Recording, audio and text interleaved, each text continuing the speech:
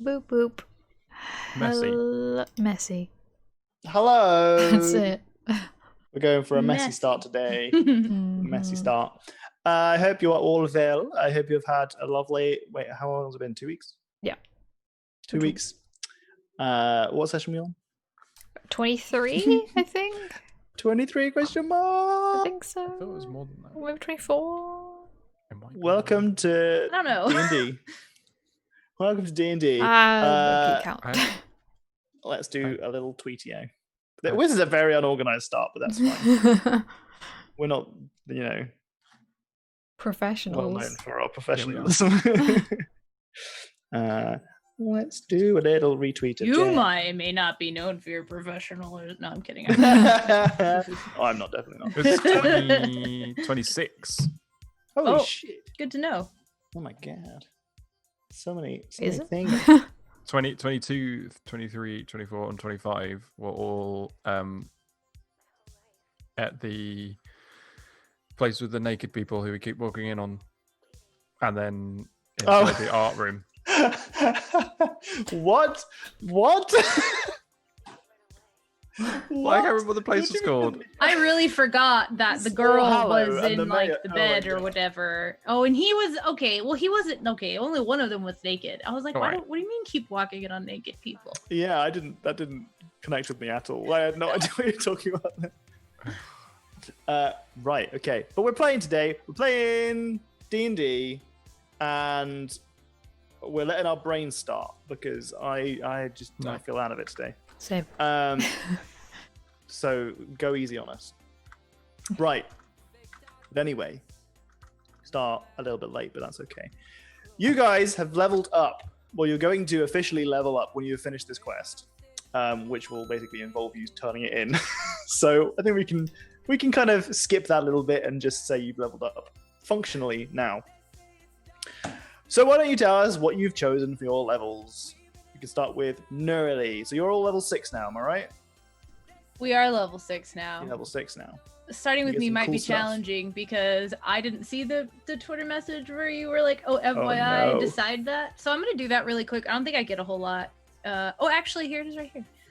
I get some special healing stuff. I get empowered healing. I need to find where the description of that is. Divine energy coursing through you can empower healing spells. Whenever you are an ally within 5 feet of you rolls dice to determine the number of hit points a spell restores, you get to spend 1 sorcery point to re-roll any number of those dice. Oh my goodness, reroll any number of those dice. Yeah. That's neat. So every time I That's roll very another neat. freaking 1 on a cure wounds, I'm gonna be like, no, actually not. I will That's roll quite convenient. a 1. So, because didn't you get something Healy, Randall? Have I? I don't know. You might not have. I can't remember what I've got my your boon of subtype healing. is. What did you get for your level? So I got an extra 5 feet of movement, very important. I also got key empowered strikes, which means that my fists are magic. Ooh. Or they count as magic weapons for the purposes What's of your resistance. way of the? What's Way your of the monastic? Kenzai? Oh, okay. Kenzie. Okay. And for that, I get my weapons are also classed as magic, if they're not magic. And Ooh. I can, by spending a key point, add my martial arts die onto my onto a damage roll. Once per turn. Sweet. So So it's everything a now 1d6. is basically magic. All the damage that you do is now magic Mhm. for resistances, etc. Yes. And you can use a key point to add an additional d6 to any die To damage, yes. to damage dice. Okay. All right. It's pretty neat stuff. And again, extra stuff too. Okay, sweet. Where the Kenzai? Oh. One with the blade. Path of the Kenzai. 3 weapons. What's Path of the Kenzai? Oh, I Three need to weapons? pick a new weapon as well. So those are the ones that count as my Kenzai weapons that I can do my special things with. And I've got 1 ranged and 1 But now you get an additional one, so you've got 3 now. Yeah, I haven't picked one yet. Okay. Ooh. They can be a Kenzai weapon, and with those Kenzai weapons, you can do what? I can do all of the extra stuff that I can do. So I can do Okay. the agile parry, I think is the one. Ah. Or like stunning strike and all that kind of stuff, because you can't normally do that with a Okay. non-monk. Clearly, I've looked into the way of the Kenzai very well and remember it all very accurately. What do we have for Oro? Really exciting. Now I just get greater favored enemy. That's all I get this level. That's an additional. How much? What was it? Like 1d8 now? Or something? Your bonus to damage rolls against all your favored enemies increased to +4. And additionally, you have advantage on saving throws against the spells and abilities used by a greater favored enemy. Okay, so does that mean you need to choose more favored enemies? Yeah, out of the options that are there, one of them is giants, and I figured giants is the one I would pick. Okay, what was your one previously? Was it not giant before? I think it's just beasts. Oh. I just had a look at my. I think I wanted it to be at the start, and then I realized that it couldn't at the first level. Oh yes. No, I remember. Yeah. Beasts. Yeah, that's right. Yeah. So you had favorite enemy to begin with can be beasts, fae, humanoids, monstrosities, or undead. Giants doesn't fall into one of those categories. So with greater favored enemy, now you can choose from aberration celestials, constructs, dragons, elementals, fiends, or giants, which are ones that you couldn't do previously. Yeah. You can choose a type of one of those. You gain all benefits that you would normally get, including an additional language. So now you can speak giant. Your bonus to damage rolls against all of your favorite enemies increases to +4. In addition, you have advantage saving throws against the spells and abilities by those. Okay, cool. That's pretty excellent. That's pretty excellent. Okay. Right. That's a lot of cool shit that we got from leveling up then. Man, I feel so out of it today. I'm sorry, guys. Right. I'm out of it too. Let's just have a why. relaxed stream, okay? Let's all just be a little bit out of it. I'm very sleepy. Yeah. You're very sleepy. Oh, no. Oh, Jesus. We're all off of it. Yeah, all I right, slept okay. for like 12 hours or something ridiculous, and I had a hard time getting up today. And so I've got some. We're trying to drink more water, and so this is some caffeinated Mio in my water. Nice, okay. Right, so with the last session, basically, we started it off in a crazy wild magic infused area, and we had a lot of shenanigans, didn't we? We had a big old tussle with Kip Yester, who started the fight with almost TPKing everybody Yes. with a fireball that was empowered. That just did a shit ton of damage. Hey Fuel, thank you for the biddies. Hey Fool, how's it Hope you're going? okay. So that's how we started our session. Big old explosion, and a bunch of skeletons with miscellaneous weapons trying to fuck with you, and some other fun bits and bobs that happened with wild magic, including Randall becoming blind and the sad RP things that came out of that. The idea of not being able to read ever again. Very sad. And Oro becoming 8. Yeah. Which was also... Not great, but... It was something. It was excellent for RP purposes. But you decided to murder him again, I guess. Kill him again. Double kill him. Kill him for realsies. Double tap. Looted his crown. Oh yeah. And explored his area a little bit. You found a book that was written by Reginald Fizzywattle alongside Kip Yester that kind of explored the crystal that he had, and you realized that you learned that the crystal was given to Kip Yester by Thistle as a kind of thank you for him saving her from some unknown force. Originally, it was a crystal that was giving him good luck, not necessarily with malevolent powers for those around him, but for some reason it was cursed. Something happened to it that kind of corrupted its energies. In so doing, somehow he was brought back from the dead, and just crazy shit has been happening all around him. He's spent his undead days trying to raise friends and subjects that would keep him company. And as you guys came up on his doorstep, he was very happy to have you more loyal subjects to do his bidding. Subjugate. You guys wanted to leave, and he said, well, I'll just kill you, raise you again. The skeletons. It's way more convenient than just telling you what to do and you not doing it. Which nearly happened. He did some very serious damage. But at the end of that session, we had campaign twist. And everyone died. But the important thing is that you guys got your XP, etc. Let's say that I'm using XP because I'm definitely not.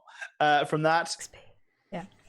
Left using Nugget as a ferry back to the mainland, where you had some nice sleep. Sleep. And we had was Oro. I think Oro was going to read to Randall. Yeah. Yes. Oh yeah. Which was very cute. Anyway, so you had your session. That was it. We ended the session with you guys at shore, and your current direction is that you go back to Small Hallow to get your reward, basically. Mm-hmm. Very conveniently, you have a trophy to demonstrate that you did the quest, a crown. What I'd like, so I mean, obviously the effects of the wild magic were a way for us not only story related, but also for us to incentivize donations for the fundraiser that Jenny was doing, of which she and her team raised a baffling X amount of money. I don't remember. I don't remember. Shit, I don't remember. It was on the spot. It was Impressive 700 and something. 700, I think. 730. Very big money. Very big money. Very, very. It was over a week ago. But those effects have now worn off, having you guys waking up in the morning. Okay. However, because they were fun, Yeah. and again, it was done for charity. You guys are welcome to decide the lasting effects of those things. Okay. So I'm in particular, I'm talking about Randall's blindness and Oro's being an 8-year-old. Okay. So you can tell me, what do you want to do in regards to those magical effects fading from you? Okay. So because they are fading, we can say that either that you got a broad range of things that have happened. Either you've woken up and you are now back to your normal age and you can see properly, or something in the vicinity thereof. So it could be that Oro is aging back to her normal age, but it's happening gradually. So that, you know, today you're 10, tomorrow you're 12, etc. And Randall, you know, one of his eyes is back. Suddenly you're extremely short-sighted. Or you can come back and just be like, the magic's worn, you're fine today. This is more for me to be able to be like, if you guys want to do some fun RP stuff with the effects of the spells that you had last session, you are more than welcome to control the kind of the way that those happen. What do you want to do? If you want to just skip back to normal age, that's totally fine. And be able to speak. Sorry, not be able to speak. Be able to see. Being able to speak was me, and I was contemplating whether or not she still might think things backwards sometimes and have to like stop. Hold on. I think that would be a cool side effect. Occasionally say things backwards. Yeah. All right. I like that. You can add that to your flaws. Yeah. Disadvantage on all persuasion rolls. Hey, now let's not. I mean, I think I already inherently have disadvantage on all my persuasion rolls because I accidentally get sassy too often. So let's just not like add to the pile. No, you have a disadvantage in persuasion rolls because I'm your DM. And otherwise, it would be unfair. And that's and I'm just like, okay, it's Katie. She's too good at persuading. You got to nerf her somehow. It's not nerfing the character; it's nerfing me. Yeah, exactly. Yeah, there's going to be a handicap on you, not your character. I'm fine with it. It's okay. So, what do you guys want to do? Are you over it? Side note on character development for level, Neurally learned water breathing. Excellent, excellent. I like that a lot. That's very good. Yeah, that works. That was very good. I actually gave up because you can switch out a known spell when you level. So I gave up Enlarge Reduce for water breathing because we didn't seem to use that one very much. I like that. What do you mean we don't use Enlarge Reduce very much? So that spell's been cast more than any other spell. Not for me. I don't think so. I've been almost purely a heal machine recently. Okay, and that's so- true. That's true. There's been a lot of heals. And I don't want to drown. So That is a very valid concern for your character right now. Absolutely. yeah. So what was the actual question? This question is waiting for Randall and Oro to decide how they want their development right. to go with that. Right. I think If you guys don't have any like, I mean, the whole being blind thing is quite a significant functional disadvantage. Yeah, so I think Randall probably wakes up with like really blurry vision, but it kind of goes back to relatively normal quite quickly. Okay, all right. In the morning. Okay. How does Oro wake up? You should have really given me more time to think about it. I'm sorry. I only thought about this like the second we started the game. Maybe she wakes up and she's normal age, but she's got like a 5 o'clock shadow and she'll have to like shave the next couple of days. Oh yeah. I forgot about the hair situation completely. I completely forgot about the hair. I kind of want her to have like some kind of dream that involves Hilda that's like trying to get her to snap out of it or something, and then she wakes up in the morning and she is back to her normal age but is still confused and thinks it's some kind of like bad dream that happened. Okay.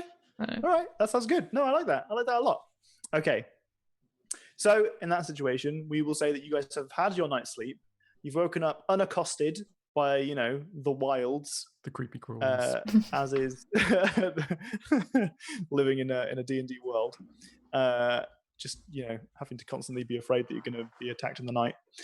You weren't, which is good. You wake up feeling the way that you feel.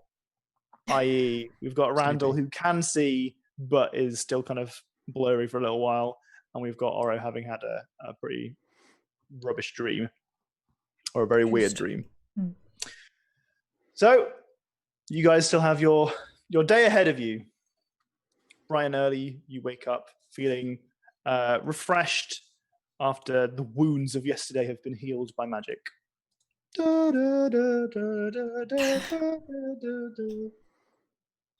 Just up my health. So I was on like 14 or something. I was humming along and then I realized I was muted. That was sad. Sad moment. Aw. I think I'm just gonna probably wake up pretty early. Just I feel like I fell asleep really quickly and like slept really hard, just like stress related. And I was really exhausted just from using a lot of my magical energy. So I probably woke up pretty early and like made breakfast. So you guys, the rest of you guys are probably woken up by the smell of the breakfast. Okay. Oro wakes up with a crown on her head and realizes that no, it actually happened. She was actually a child for a little bit. Like, oh. Do you talk about your dream? You don't have to. It's just a question. Oro wakes up and she's like confused. She's like, did this happen? This is real, right? Yeah. Was I a child for a little bit? Was I? For a little bit. It seems like you're better now. I thought that was a bad dream, but at least I got this sweet crown. It was a bit of a nightmare from certain perspectives. Yeah. From a lot of perspectives. We also still have the stone, right? But Randall has it. Yes, I believe you brought it with you, yeah. There's also that. Wait, can Randall see now? Randall! Randall! Can you see? Blurry shapes. Blurry shapes? That's good. Oh. probably get better the further we get from that island, since it's so surrounded by all that wild magical energy. Hopefully. I mean, at least I can not bump into things now. That's nice. Oh boy. And I bet you could read again if you hold it really close. Could just make it out. Praise be. Jesus, thank God. Here, I made granola and oatmeal hot cereal, because that's kind of what we can make with rations. Oh yeah. I'm replenished. I put cinnamon in it, though. Oh hell yeah. You're eating good today. We gotta go back to that Hallowy place. Yeah, we should probably let them know where their relatives and ancestors have gone. Oh yeah. Yeah. And then tell them not just to let it all sit there and never touch it again, probably. Yeah, probably. Okay. You do that. Clear what's his face's name? I forgot already.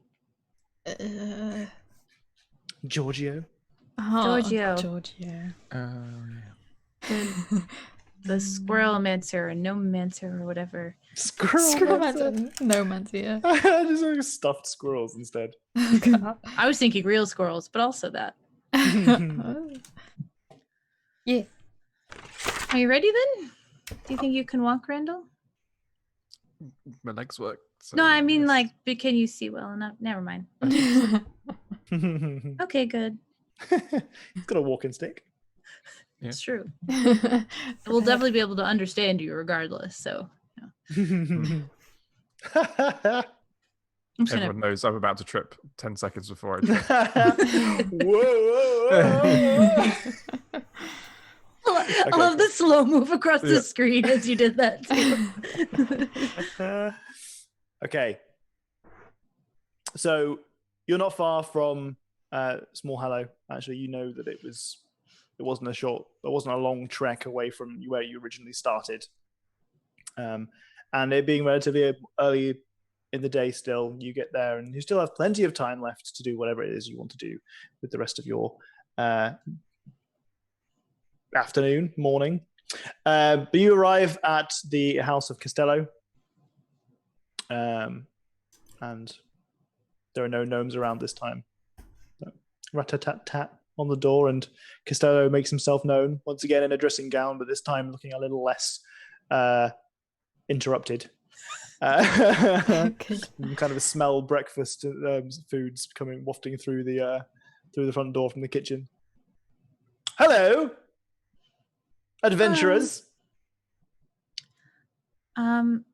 We found out what was happening. There was a necromancer, basically. That bloody Giorgio. No, he had nothing to do with it. So he's not a necromancer. No, he just plays with those little statues. He's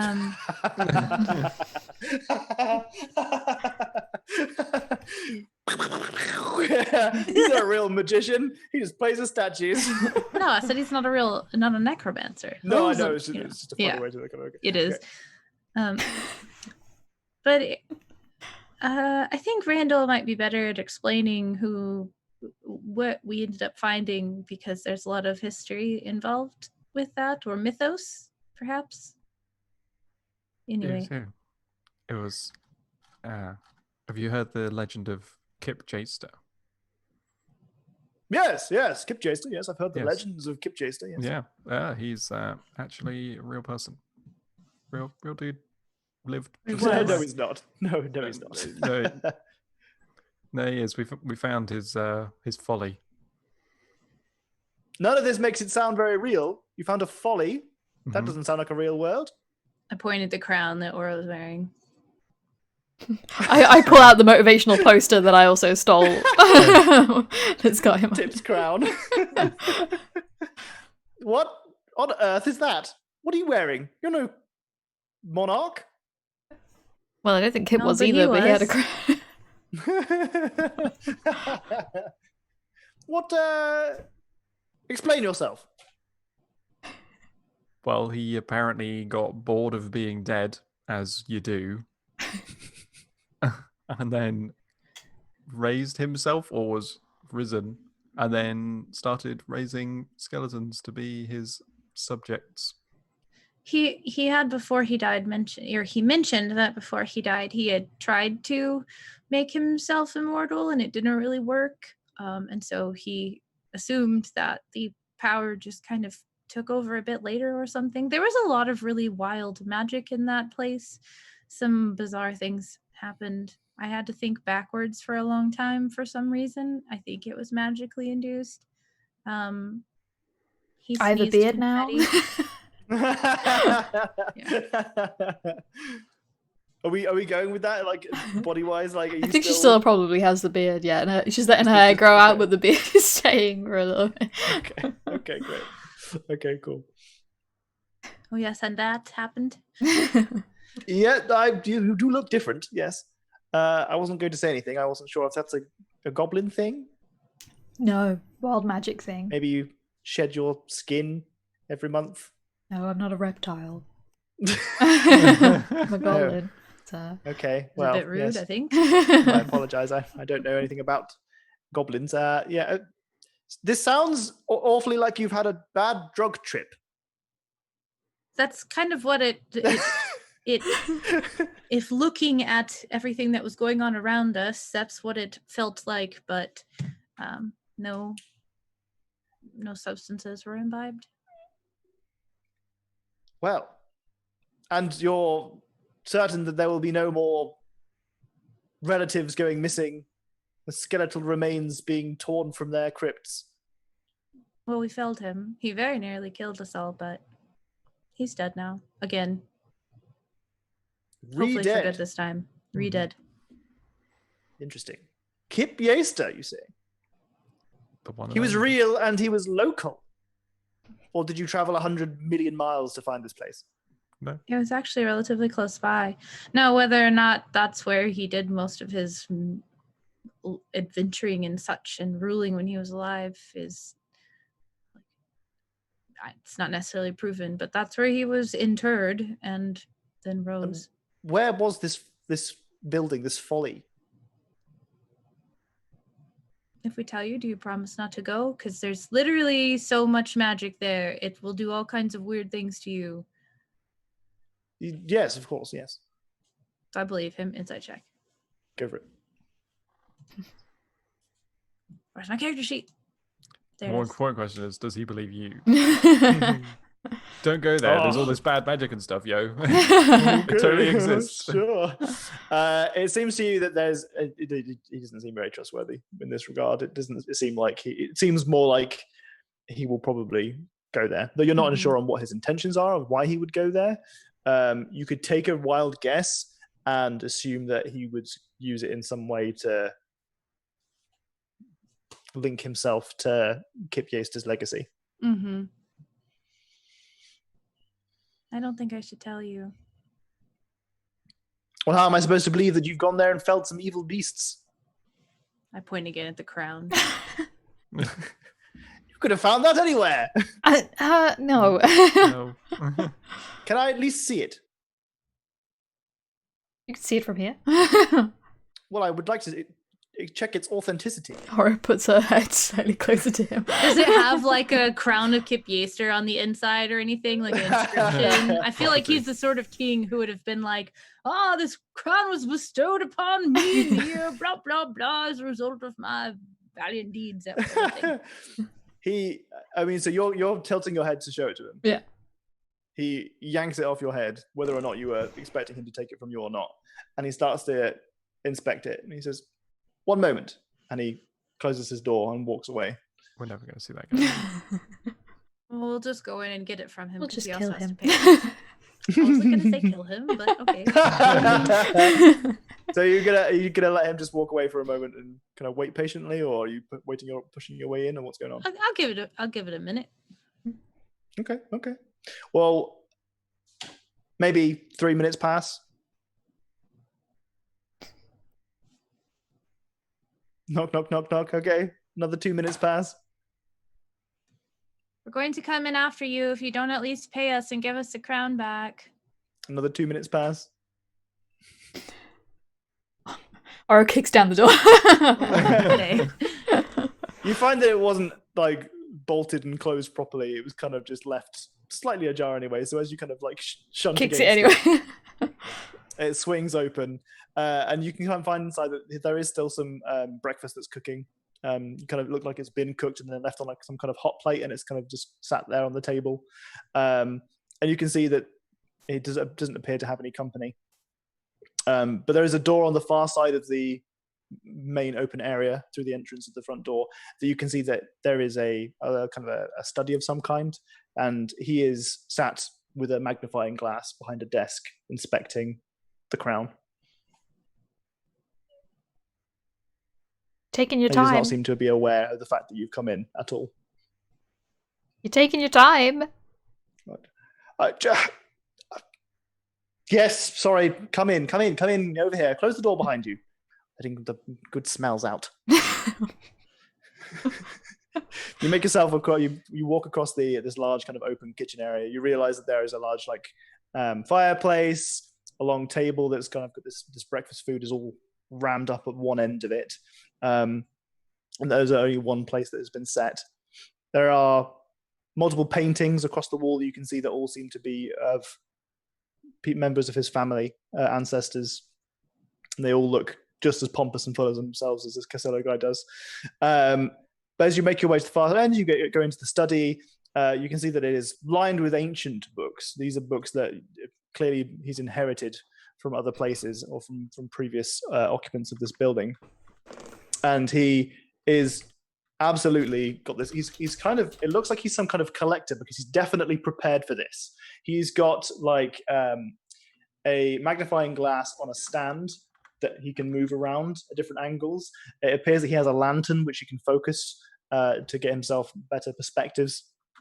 And he has a few brushes that he's been using to kind of scrape away old dirt. But he kind of lifts it and just... It's bloody real. Yeah. You found an ancient dead king and killed him to stop the skeletal uprising from the crypt nearby. That's bloody fantastic. Well, we wanted to make sure that somebody wasn't getting blamed for something they weren't doing and that bodies didn't just keep disappearing. Really I honestly, I was impressed by your show at the circus, but above that, I wasn't expecting anything of this sort. I assumed that most of your acrobatics were for show. No, we're very skilled. Well, I'm bloody impressed. I remember that as the last time we met, I was maybe somewhat elusive about your reward. That was unfair of me. I would like to offer for this crown and your reward 500 gold pieces, if that is amicable to you.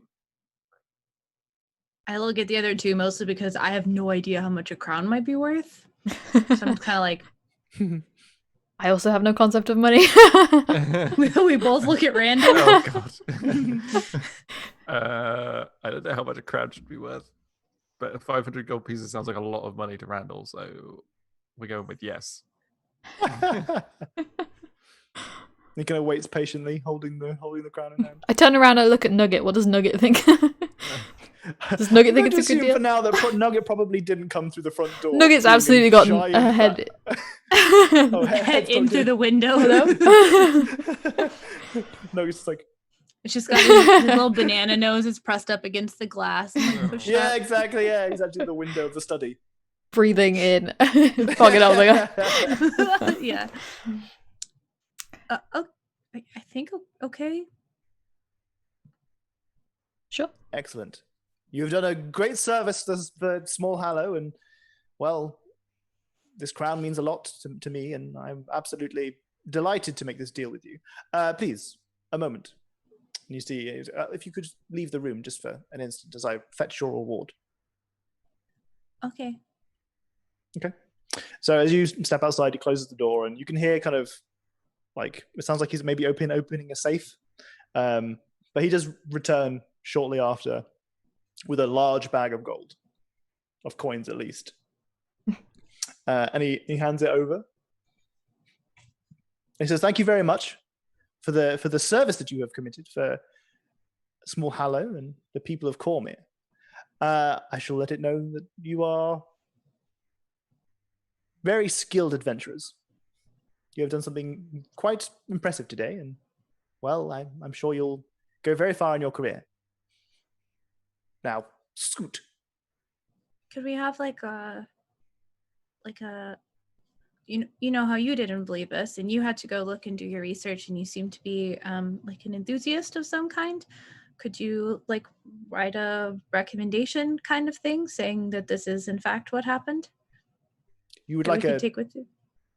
a reference of some kind. Yes. In case Well, the next time I will be speaking. I will be speaking to the Adventuring Guild. Oh, okay, that's fine then. There'll be It's just that this place is a bit remote, so I thought, you know, if you tell everyone that you see that you might just see people from around here. So No. There's a chapter house in Walloon that I will debrief. It is the proper thing to do. okay. That's fine then. Thank you. Thanks. I Cool. like leave. Just walk out. Absolutely excellent. Okay, Take the okay. money and go. Yeah. Take the money and run. So you get to step outside his house. 1 crown down, but 500 gold heavier. What is your reception of that? I'm kind of sad about the clown crown. You know, probably would have got stolen off me from some edgy undead dude, so it's fine. All right, Feel cool. good about it. I think it's probably more money than Randall has seen ever. Yeah, absolutely. Yeah. It's like a big payload compared to all of the other quests and stuff that you've been doing so far. Yeah, I don't think I've ever seen that much money in one place either. What are we gonna do with all that? We could start fixing up your home. Maybe hire somebody to clear away some of the bigger rocks. Like, I think people who work stone have ways of breaking that down without just making it more dangerous. And then perhaps they could use it even to build wings back up. Like, there are still places that we haven't accessed, right? Because they're blocked off. Yes. I think there weren't there? Out of character. There's a Okay. huge part of your house that you still haven't accessed. Oh, it's because we went through the there are back like bit. 2 other floors. Oh, right. Yeah. Yeah, let's do that. Who knows what other things we'll find. More porn. God. That's Search for that's the when you porn. find out that like there's just like there was a whole separate library. Yeah. Just like closes it, puts a sign on the door that's like Oro's library. Oh Jesus. Okay. So what does your party want to do next? I would like to get this thing off of which hand is it? This one. Let's hand this thing off of me. I don't know which one I put it on in the story. I can't remember. Do we know anyone that could do that? Clerics. Do we know any clerics? I don't. Do I know No, any I'd say- clerics? You have to No, not find personally. some in Walloon, surely. It's a big enough settlement. Yeah. Or we could go to the Adventurers Guild and ask them. Set up a quest for removing the ring. Who cares? From me. Maybe if we can't find a sufficient temple, but if there's a temple to Selene there, I feel like that's a big city. They probably have one of those, right? Maybe. Where are we? We're So you are north of Walloon, yeah. You're if I move that, you're a bit closer to there. Oh, right, okay. You're across the coast. It is about half a day's travel, and probably a little bit closer to there, to get to Walloon, which is a large city, and you are all fairly confident that there will be at least a couple of temples there who will have clerics practicing divine magic, and one maybe will be able to remove curses. Let's go Have to a look at the chat. Walloon. Oh, Martin's here. Hey, Martin. How's it going, buddy? Oh, God, it's Thomas DM. You're dead already. I completely Yeah. forgot that I could be choosing from cleric spells this whole time, and I've only been looking at sorcerer spells. I can probably remove curse myself if I had bothered to learn it. Like, oh my gosh, I'm so silly. I was like this whole time, like, why hasn't that happened? Well, yet? because it's a 3rd level spell, and I wouldn't have Mhm. been able to do that until recently. Anyway, and I feel like cleric stuff is that's a 3rd level spell, so I probably would have been able to learn it now, but I think like that's not the sort of information that she would just have on hand, and because she can't just like pray for her spells, I feel like that's something that she would go have to learn how to do. Sure. So Maybe we could So how learn do you more. want to manage your learning of spells in this game, by the way? I'm pretty loose on it. Do you want to have the ability to go out and buy like scrolls and stuff that you can learn from, cleric books, grimoires? I don't know. What do you want to do? I feel like she's at the point where she's learned everything. So like usually like sorcery stuff is kind of like natural, but I feel like you still have to like kind of like be pointed in a direction of what sort of spells like are available to you kind of thing. Sure. And so I think that she's kind of like at the end of the information that she has access to, and that she needs to find some like something that would explain how to proceed from here, both for like cleric sort of stuff and for sorcery type of stuff. So she might also be visiting like a library when we go to the big city. Yeah. Okay. Mhm. I tend to, when it comes to learning spells and stuff, like I know that there are rules as written for that kind of, for discovering that kind of arcane knowledge, and also having list of learned spells and things that you can swap in and out of, etc. Mhm. But I'll leave that to your discretion, kind of thing, because is there like picky micromanagement of D&D that kind of removes the fun? Yeah. So and I think that's only for wizards anyway. I think everyone else, you assume that because like a typical bard has gone to a college, they have like a game plan, and because like sorcerers, it's all like inherent. I feel like you just kind of like do the thing, and whatever Mhm. like feels right to you is what happens. Yeah. Kind of thing. I think wizards are the only ones you really have to go into, like you have to go and find the spell, and you have to spend money to record it, and blah blah blah. Sure. But I feel Sure. like for her specifically, it's not nearly as intuitive. Mhm. Okay, cool. Adventurer's reference. I love the. Hey, Richie, how's it going? I do love the idea of there being like references for each of your quests and stuff. I too am constantly saddened by clowns. Where did the clowns come from? I think Instead of saying crown, I said Yeah. Oh, I clown. see. Okay. Clown. Randall shouldn't have any gold. He's monk. Surely material things have less worth to him. I think when it comes to monks and stuff, it depends very much on the school and the monastery that you came from. But I mean, I suppose that's down to docs. And also That is- recognizing over time that you need money to buy Yeah, equipment. especially as adventures. Yeah. Mhm. Also, who says I Equine have that porn much gold? library. Where have you been sinking it all? Just been you dole it out 3 ways and you just drop your half on the ground. Oh my god. I would like go scoop it up. Like, No. absolutely not. Fool says equine porn library. Richie, that moment when I'm not saying the weirdest shit in the chat. In Fool's defense, okay, there was an ongoing joke in our last campaign that horse porn was a thing. Okay, Horse erotica. Horse erotica. Yeah, Erotica is different because it's written. That's kind of my fault. Yes, so it I'll take absolutely that. is your fault. I'll take that. I'll take that Paints bullet of for pictures, Fool. pictures with words rather than. God. Okay. Anyway. So you're half a day away from Walloon. Right. So we kind of like walk out and close the door and I'll look at each other like, what next? And I'm like, I'd like to see about getting this off. That's fair. I think that's a good idea. I would also like to split that money. Oh, yeah, that's a good idea. Just in case. In case one of us dies in a massive fire with all the money and then bad day for the rest. Good point. Didn't do it right here in front of the door where all of these people can see. No, what were you doing? I mean, to be fair, where you are, like, because you're at the outside of Casello's house at the top of the village, you're kind of tucked away a little bit. Oh, in that some case, hedges yeah. and stuff. Just like find a corner to go do it in. Yeah.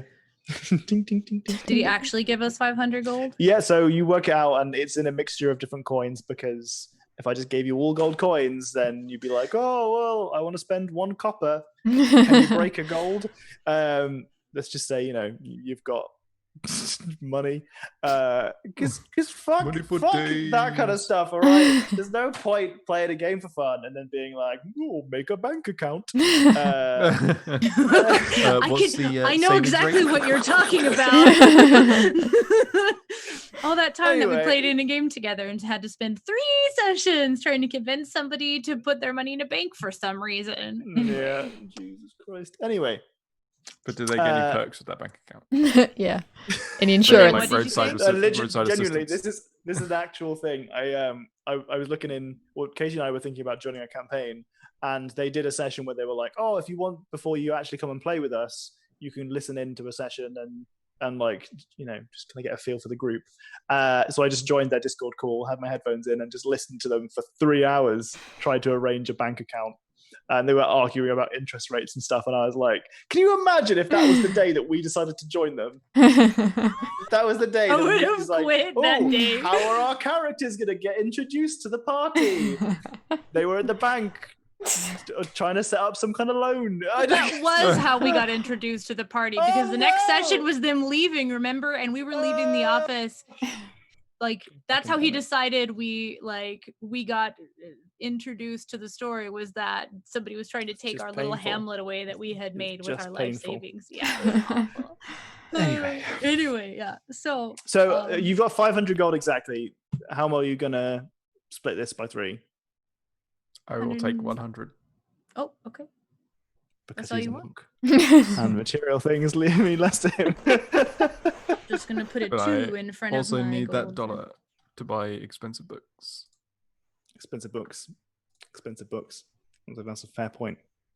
You go back to your monastery in. I'm looking for it. I've forgotten the name. Slingdyke. Slingdyke. I knew it was something. I was thinking spring. Spring. Yeah, I knew it was an S dyke. I couldn't remember what it was. Weird name. Snaps roof of bank account. But you've got big bucks now, and you can buy all the books that you want. Well, buy some books. You can buy a lot of cheap books. Yeah, but I don't want cheap books. Let's face it. I want the good shit. Monk with expensive tastes. For real. Just like this whole conversation sounds like an allusion to some kind of drug. I want those good books. I want to get my read on, have that full experience. So we're on our way to a loon. I was gonna say, what's the upper limit for what Oro would spend on really good erotica? Oh, I don't know. What's the storyline? Where is it? We need to read the blurb first. Readability. How many times can you go through it before you get sick of the character development? You laugh, but finance management and paperwork RP is my specific niche. Niche or like fetish? Because niche or kink, yeah. Yeah. we gotta make sure these are very different.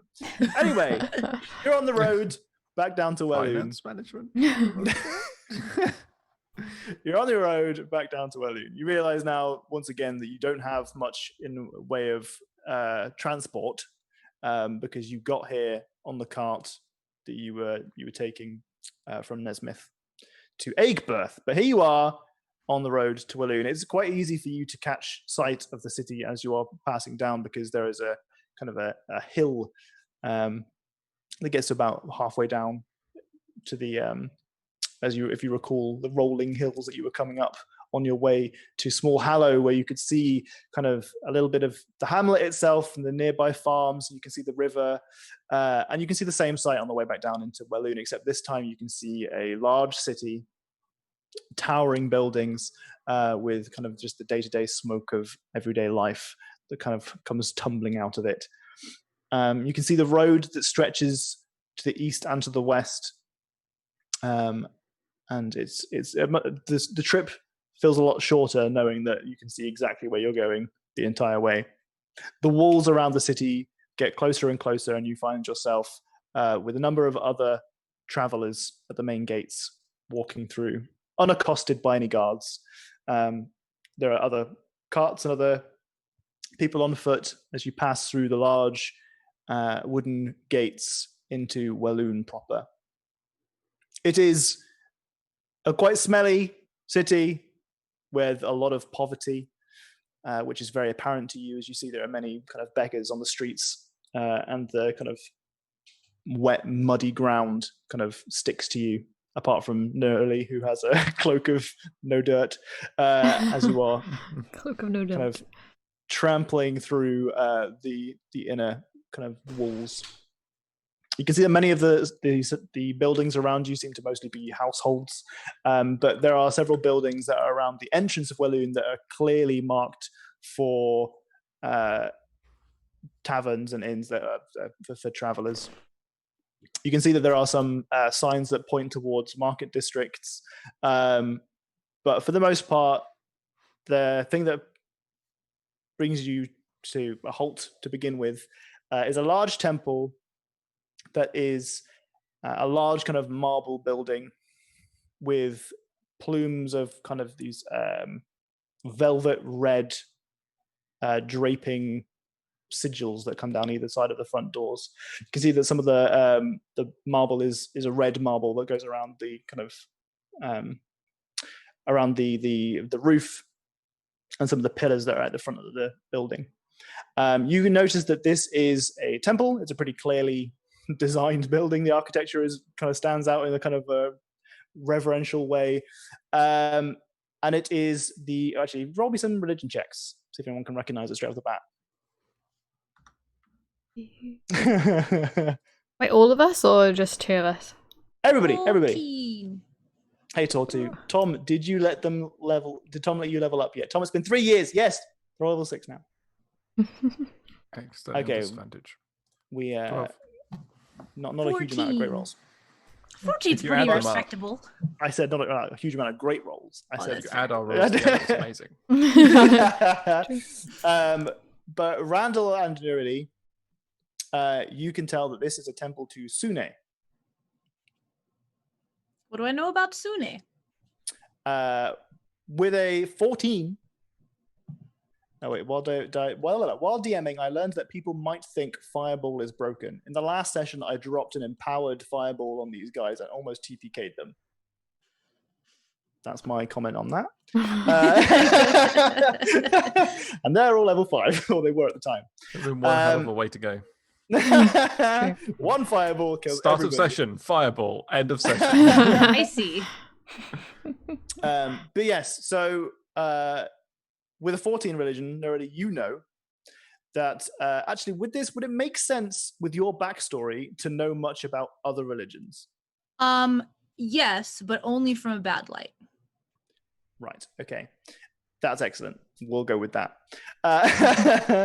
So Sune is the god of I know it's one of the things, but what's the second thing? I should definitely double check that. Love and beauty. God of love and beauty. You recognize that their kind of symbol is a beautiful red-haired woman is the kind of thing that they go for, usually in their symbolism. So the kind of the red marble and the kind of the red velvet makes sense. Bad lighting for a god of love and beauty. Okay, help me out here. Everybody, Okay. anyone, how would we spin the goddess of love and beauty in a bad light? Probably vanity. Yeah. Vanity, that's a good one. Vanity yeah? and pride. But mostly it's less that the goddess themselves might be arbitrary, their power might be like overspoken, but it's more about like the churches, right? So Yeah. they The say that organization themselves. they're celebrating love and beauty, but really they're just there to make to like fan the flames of pride and vanity in people, and people just go there to to hear good things about themselves and to be told that they're like attractive, as if that's something that's important. Like, how frivolous is that kind of Yeah, thing? so it's like shallow. Yeah. Okay. All right. Jealousy, that's also a good one. Mm-hmm. But sneak attack and a crossbow can fuck you up just so much. Yeah, I mean, rogues often forget that sneak attack can apply to ranged attacks, and they're just fucking obliterating people from range. And if you're an assassin rogue. So that is the read that you've got. Okay. You can recognize that it's a temple of Sune, Sune. So I don't know if Sune is necessarily the correct pronunciation. Sunny? Sune. I say Sune is probably right. Yeah, I would say Sune. Either way, it's a temple of Sune. Okay. That's what you can recognize. I kind of like mildly wrinkle my nose and continue on. Does it look like we're in like the temple district, or is that a thing here? Well, I mean, you don't know anything about Walloon, really. Oh, I thought we were seeing signs. Sorry. No, there are no signs that you've seen. Signs for districts. The market district is what you've seen. Okay. You are walking through the kind of impoverished front doors that is mostly just housing and mud as you walk through a lot of impoverished. And how typical people. For this massive temple where people just go to feel like attractive and to be told that they're pretty. Meanwhile, these people that need help are clearly here not being helped. Like, ugh. Duh. Sure. And so, but this is the area that you're walking through at the moment. This is the temple that you have seen. There isn't, from what you've seen, there are no signs that point to more temples or to a temple district. But as temples come, this looks like a. I mean, you've not really ventured into many cities or anything. Is this maybe the first city you've been to? This is definitely the first like city of this size that I've been to. I think like, sure. Yeah, I think that it would be mostly small towns and things like that. So this is probably the first time I've seen anything this big. Sure. Okay. Well, in which case, this is definitely the largest temple that you've seen. Mm-hmm. So to you, compared to any other more modest kind of divine resources, this to you, it says beacon of like holiness. Whether or not it's an organization that you agree with. Yeah. This to you says, okay, this is clearly some kind of. This is a temple that's pretty fucking well off in comparison to everything you've ever seen, which probably makes you distrust them even more because of their surroundings. Yeah. So you've noticed a couple other, like I said, inns and taverns that are dotted around here, and you can kind of. What's your destination? I would look around for.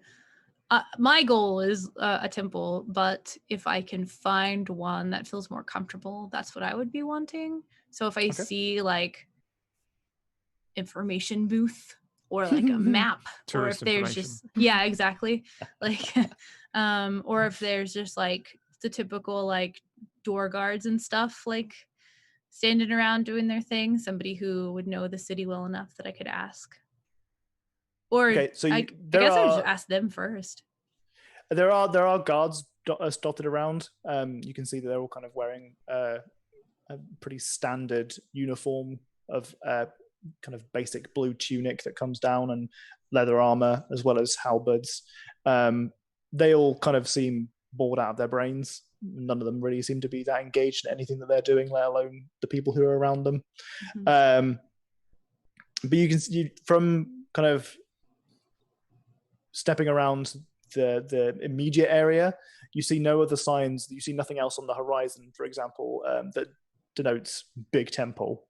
That doesn't necessarily mean to you that there aren't other temples, but you think it's very unlikely that a city has multiple of like temples of this size. Gotcha.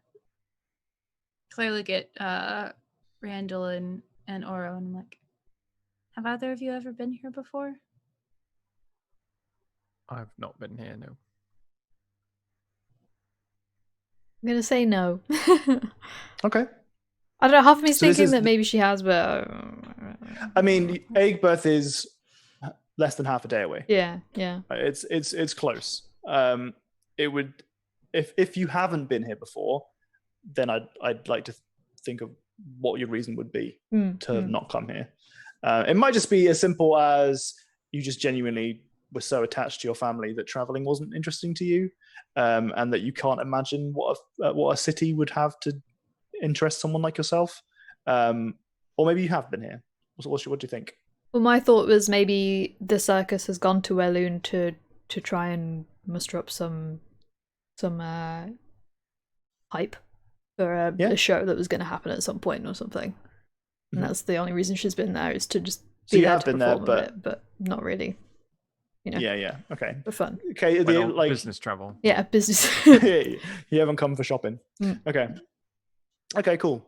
So maybe you've seen the inside of some of the taverns around here, or maybe you came to like the market square or just outside the market square, stood on a soapbox with Vince, and you were just trying to hype up your act, that kind of thing. I like the idea of Vince stood on a soapbox now. It doesn't make much difference to how visible he is. No one paying any attention steps on the soapbox. Oh my god. It's a giant man.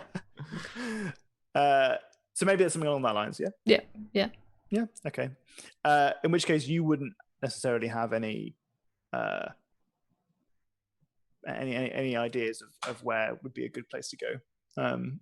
This is all it's been a while since you've been here, and when you were here you were only in one place really, and you didn't really go exploring. Yeah kind of thing. I mean, I don't know, but that kind of looks like a place a cleric would be, right? A good. You don't want to go in there? If I have to, but let me see if somebody knows where another one would be first. Like obviously uncomfortable. Yeah. Just gonna go over to one of the like bored looking guards. I've got my hood on, by the way, just Sure. even if it's warm. And so I'm just gonna go over to like whoever's closest and looks the most bored, probably hoping that even conversation might be entertaining to them, and just excuse me. All right, yeah, what's up? Yeah. Is this the only temple in the city? Well, this one. It's not the only one. What other temples are there? Uh, Or is there like an area where they're all at except for this one? no, there's a couple. Yeah, there's the Temple of Warkeen, I reckon. Yeah, I'm not really the religious type. Roll me a religion check. Okay. Hi, Evan. Happy birthday to Evan. Happy birthday to Evan. Happy birthday to Evan. Happy birthday to you. Happy birthday. I agree. 16.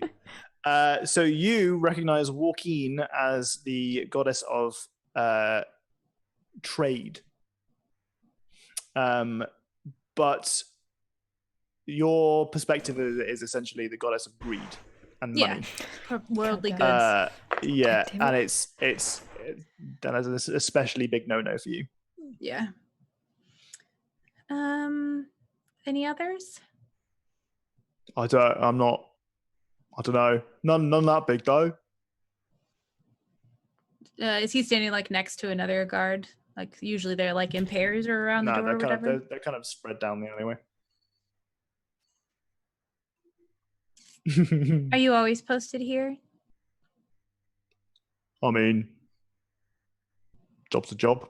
Just go wherever I'm told. You've never been told to go anywhere else in the city? A couple other places. I just don't care. Okay, that's fair. Do any of your building's a building. Do any of your friends here have more of an interest in things like that? religiously people know about religiously things, right? So why don't you go ask one of them? That's a good point. You probably could make money off knowing more about the city. What? But Sune, that's a great place. They're lovely. Yeah, let's go in there. And they're well fit. Sick. Oh yeah. Double win. Wait. Double win. Oh no, why don't you go in there and ask them if there are any temples to Selene in the city? Why don't we just go? What? Why don't we just go in this one? I will if I have to, but I'd rather not do this one. I just don't think that they would be very good at important things like removing curses. They do spells and stuff. Yeah. Right, but They it's all a killed my bit frivolous, walls. isn't it? Nice, dude. Yeah. Oh yeah. I had them on my bits. I got rid of them. Oh. See, that definitely seems like the sort of thing that sort of temple would be associated with. Damn it, God. You're not helping. If there's not one, then we can go into that one because it does seem pretty well off. I don't know if I want to go in there and ask if there's a different one. It's like going into a Sainsbury's and asking if there's a Tesco nearby. It's just a bit rude. I don't really know what that means, but I'm sure if you just gave them money, they wouldn't mind because that's usually what they're concerned about most. Be like walking into a Walmart and asking where the nearest Target is. Katie knew what you meant. That was, That's right, making it accessible for our viewers as well. You're welcome. I mean, we could just ask someone else if they know where another temple is that you want. That's a good point. How many people around here, how many beggars do I see? I'd just like to point out that if you... there's a limit to how many people you can ask about this stuff before the information starts becoming... That's fine. That's fine. Only so many voice lines have been recorded. Yeah, exactly. Yeah, we can like skip the RP on it and you can just like base drill it. But how many... What happened. Yeah. How many beggars do I see? Well, there's when I say you're in an area that have got a bunch of beggars and impoverished people. Some of them are just clearly very dirty. They don't pay much attention to themselves, like clothing wise. And it's not an assumption that they don't care about what they look like. It's more of a they cannot afford to wear the nice stuff that everyone else is wearing.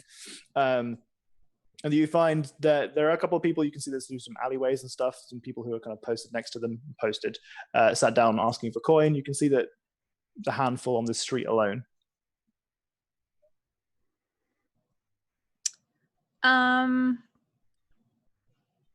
I'll go to one of them.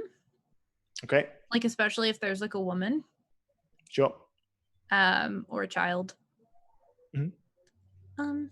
Excuse me, do you know a lot about the city? Where things are? Yes, for gold. Oh, of course, I assumed. And so I'll give them 1 silver for now.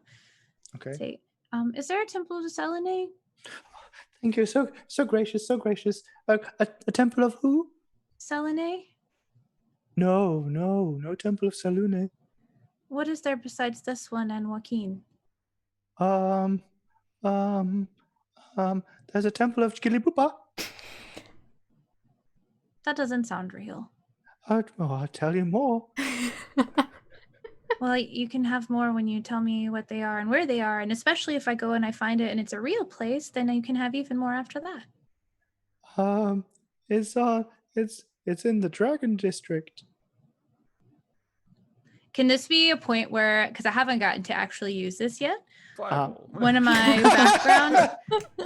my background feature is, what did we call it? Hold on, let me go find it. Gentleness of spirit. I'll put it in the chat. Oh, maybe I shouldn't have put it in the chat. I don't remember. Oh yeah, by natural empathy or naivete or innocent nature makes kind people feel. Now, it doesn't mean that they're necessarily a kind person, but feel endeared or take pity on you and offer you help more willingly. Could be taken advantage of too. But just Can kind I of do like my puppy dog eyes? basically, yeah, exactly. Well, in this situation where someone is actively trying to get money from you, you can see why I might swerve that background That's option. She's it's in the Dragon District. I can't go there. What's the Dragon District? It's where the rich folk go. They won't let me in. Them another silver. Well, and which one's in the Dragon District? Temple of Skillupa. It could have been a gold, but I don't think that's real. Roll an insight check. Well, I feel like roll low. That's fair. I was gonna say, like, I'm pretty like we've determined that. Yeah, I wasn't gonna give you like a crazy check. No, it's very obvious to you that she's lying about this. Yeah, and it's also very convenient that this Dragon District is inaccessible. Oh, so there's no way for you to determine whether or not she's telling the truth. Yeah, it's pretty clear to you that she's lying, but you can't. I don't know which parts about it are a lie. Like maybe the Dragon District is real, but yeah. Oh well. I had more, but if you're not going to actually tell me anything, then there's no point in continuing. Oh, okay. And she's just sat here with her 2 silver, like, which honestly, like, my plan was to give some to somebody anyway. So, like, I'm just gonna go like walk back over to Oro and Randall. I really don't want to go in there, but I guess I have to. I assume that I know nothing about this temple. That I just see the outskirts of it, and I'm just like, looks pretty nice. Yep. I mean, it looks fine. We'll just go in and have a little mosey. A little look around. Randall and Oro, are you picking up any reason that why she's in particular? She hates this Sune goddess so much. I mean, I understand that she's avoiding it, but I feel like Neuraly avoids a lot of things, and she doesn't tell us why, so it's almost pointless asking. Yeah, you didn't vocalize the thoughts about the temple, I assume, before?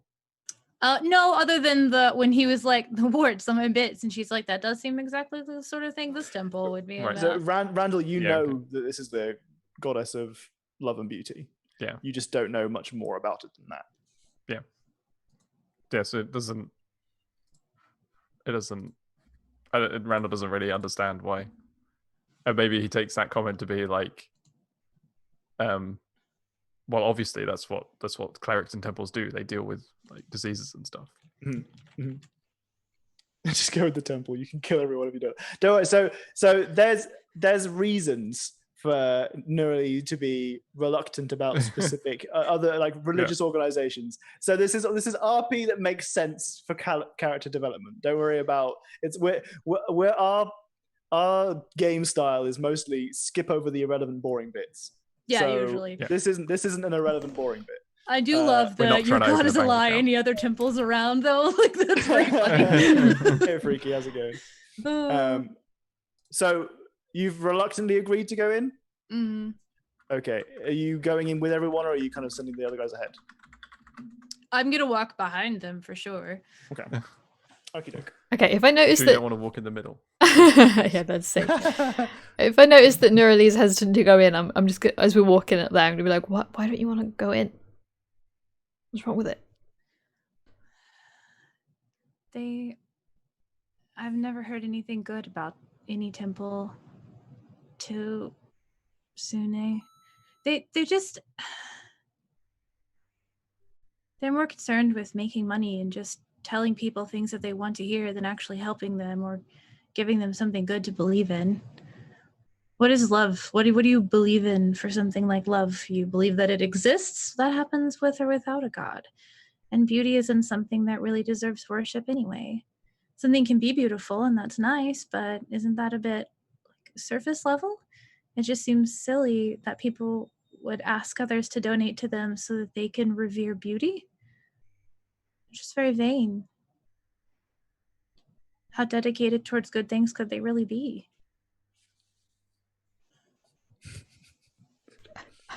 Or now realize she's out of a depth on religion talk, and it's like, They cured that man's warts. yeah. That sounds like a Right. good thing. But that's something that you can do with pretty simple magic. You don't even need magic for that. In fact, there are things you can do for stuff like that. Well, I don't know. For other things. I don't know. Let's just go in. Okay. If you guys, if for Oro and Randall, if you guys are interested in having, a different perspective on that, you are more than welcome to roll a religion check. Oh yeah, absolutely. If you're not interested in your character having anything else to say, then that's fine. You don't need to roll anything, but it's an option. Okie dokie. Are we getting anything for Randall, or is that Randall a no-go? The learned Randall. No, I guess it takes me a while to find my rolls because I'm slow. Oh, okay. Oh, jeez. Jesus. Okay, so Oro. They seem nice. Oro, this is something that's in your arsenal. Whether or not this is your perspective or whether or not you want to go with this is down to you and your character. But your perspective is that the kind of love and beauty are kind of like core concepts, but they have things that are attached to them. Again, I know that Katie has this in her head, but Neroli is a different kettle of fish. So, for example, like love goes to compassion and kind of caring for other people around you without kind of conditions, and it's like it's extending your family beyond blood relatives and that kind of stuff. So, in your head, you're not necessarily just like, well, it's about like models and like that kind of stuff. Like, so there's something there that you recognize as beyond what Neroli is saying. Yeah. Whether or not you want to lead with that or anything, that's down to you. I think Oro is aware of that, but she doesn't feel like mentioning it to Neroli. It's a good idea. Doesn't want to push it on Neroli, who's clearly got a quite strong stance on something. That's a great idea. Okay, so in which case you step into this temple. It's large marble arches surrounding you, and you can hear the clacking of your footsteps echo out throughout the chamber as you step in. As you do so, you can see that there are many, many statues in here that have been fashioned into kind of classical Greek architecture is the best I can give it. All these people who are like in very dramatic poses with clothes that are kind of hanging off of them, barely covering themselves. You can see that there are people who are male, female, androgynous, everything under the rainbow, who are of all sorts of different races. And some of them are in very kind of neutral stances where they're just kind of like over whatever. Some of them are just like some of them are just straight up going at it. But as you kind of go through here, you can see that there are multiple individuals who are kind of walking around doing their own thing. Some people are down, all titty, no arse. that's classical. Some people are down praying, and you can see that there's a family here. One of those like multiple pools of water that look like they're kind of feeding into a fountain. And the fountain is just kind of in the center, kind of a focal point, a couple of altars at the back of the room. There's a family here who have brought kind of a couple of belongings. It looks like they're in mourning, kind of grieving for a lost family member. But at the back of the room near the altar, there is one person in particular who stands out to you as wearing kind of a long white robe with kind of red kind of patterns wove throughout it. You go down to the floor. There are a couple of other people that you can recognize as priests wearing similar attire with similar color coordination, but it's a lot less pronounced. And they look like they might be kind of busy, whereas this individual is reading from a large tome at the end of the room. Pope-like. Should I we- really expected you to describe the lesser priest as wearing red, and I was like, and there's the cardinals. No, I'm kidding. should we go? but that one looks like oh, sorry. Go ahead, Aurora. Should we go up to that one? I'll point to the dude at the front. Are they the reading one? Yeah. But they're reading. But usually, reading in a temple situation means that they're doing Busy. well. Reading. Do we see? But that's they're not reading anything new, though. They're not learning. They're just studying. I don't know. That looks like the most important person. Okay. I like that a lot. I like that a lot. That's really great. Yeah. They're not reading anything new. Hey, Bobbington. Bobs. And he looks the least busy. Yeah. I mean, he's reading it, but everyone else seems to be going around some kind of chore or dealing with another group of people. Okay. I'm gonna kind of like shuffle towards him then and try and just be like, try and get in his like eye line, like maybe notice that I'm. No, not like that. Okay. Well, as he sees you, he says, "Fucking goddamn it! This is the character that's for Evan." Whoa. Jesus. So, because I mean, Evan wasn't here at the beginning of the stream, so it's Evan's birthday, also known Happy as birthday. Mary Nerve. I don't know if he's still here. If he is still here, then happy birthday, Evan. If you're not still here, then this is kind of lost. No, it's fine. If he's not here and he sees the VOD, then sorry about this. If he is here, then you did this to me. I said, oh, it's your birthday. I should name a NPC about you in tonight's game. And he was like, do a Kiwi accent. I was like, oh no, I can't do that. It's going to be very bad. So, hi there. How's it going? Can I help you at all? Hi. We were just looking for if maybe we could talk to a cleric person. Oh, that'll be me. Oh, How's it going? Can I help you? hi. I don't know how to ask these. Do you? That's okay, my child. Come here to me. Oh. Can I give you a hug? Oh yeah, sure, yeah. And he kind of brings you really close, and he kind of like just. You're completely swaddled in these really long robes, and there's just this warmth inside of you that just for an instant you feel just embraced in a way that makes you feel very soothed and calm. Oh. And he kind of is it okay if I bring myself down a little bit? Sure, you can. Yeah. He kind of places himself down on a knee, so he's a little bit closer to your height. Now, you seem a little bit out of your depth here. Is that okay? me saying that to you? Yeah. No, totally. Yeah.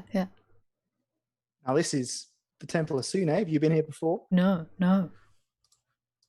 Well, it's a pleasure to meet you. My name's Evan. You can call me High Priest Evan if that's all right with you. Yeah. That's an Oz accent. Ruined. Listen, I said in my tweet to Evan, I can't differentiate between Australian and Kiwi. Okay, I can't do the difference. I know there's a difference. To me, they sound the same. Yeah, So, I same. know there's a difference. I can't do the difference, and the difference is so subtle to my ears that it's very difficult. But just be happy that it's happening at all. I think you're doing a very good job. Thank you. Ow. Mr. High Priest Evan. One of our. Sorry, what is your name, child? Oh, what is your name? I'm Oro. Oh, it's a pleasure to meet you, You Iris. too. One of our party members seems to have a cursed object that has become Oh, blimey. ridiculously impossible to remove, and just wondered if someone could solve that. That would be You're adventurers? yeah. Oh, well, I think we could sort that. Yeah. That's it's within my repertoire. Mhm. Some of the larger spells, the big ones, saved for people like me. I've got that in my repertoire, and I can help you out. But I've got a bit of a problem.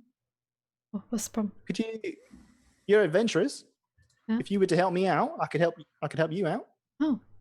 Well, what do you need helping with? Oh, well, see, I've got instant trust. Listen. Just throw it on the Barbie, my child. That's got to be an Australian thing, okay? Got to be an Australian thing. Barbie is barbecue. It is an Yes. Australian thing for sure. Yeah, no, yeah. My dad will tell you that he's Australian, and I will say you were born there and then you moved like the day after. So he really likes to tell us Australian things. Anyway, he says, well, we've got a problem that some of our members from our congregation have gone missing. And I was hoping that maybe some adventurers that we could help us out. Oh. If you have any shops full of mirrors, you might be able to find them there. I'm sorry, my child, I didn't hear you. Oh, nothing. When's the last time you saw them? Oh, well, they've been going missing over the last couple of weeks, and it's worrying to me. You know, as someone who cares a lot for his congregation, looking after them is very important. Shit. Important. I'm losing bits. Cough. I'm trying. Just cough over it. Be fine. Dan. He clears his throat in his perfectly normal accent. A completely normal, definitely not Kiwi or Australian fantasy accent. Yeah. Mm-hmm. Fantasy regional accent. So, I'm so glad that Evan's not here right now.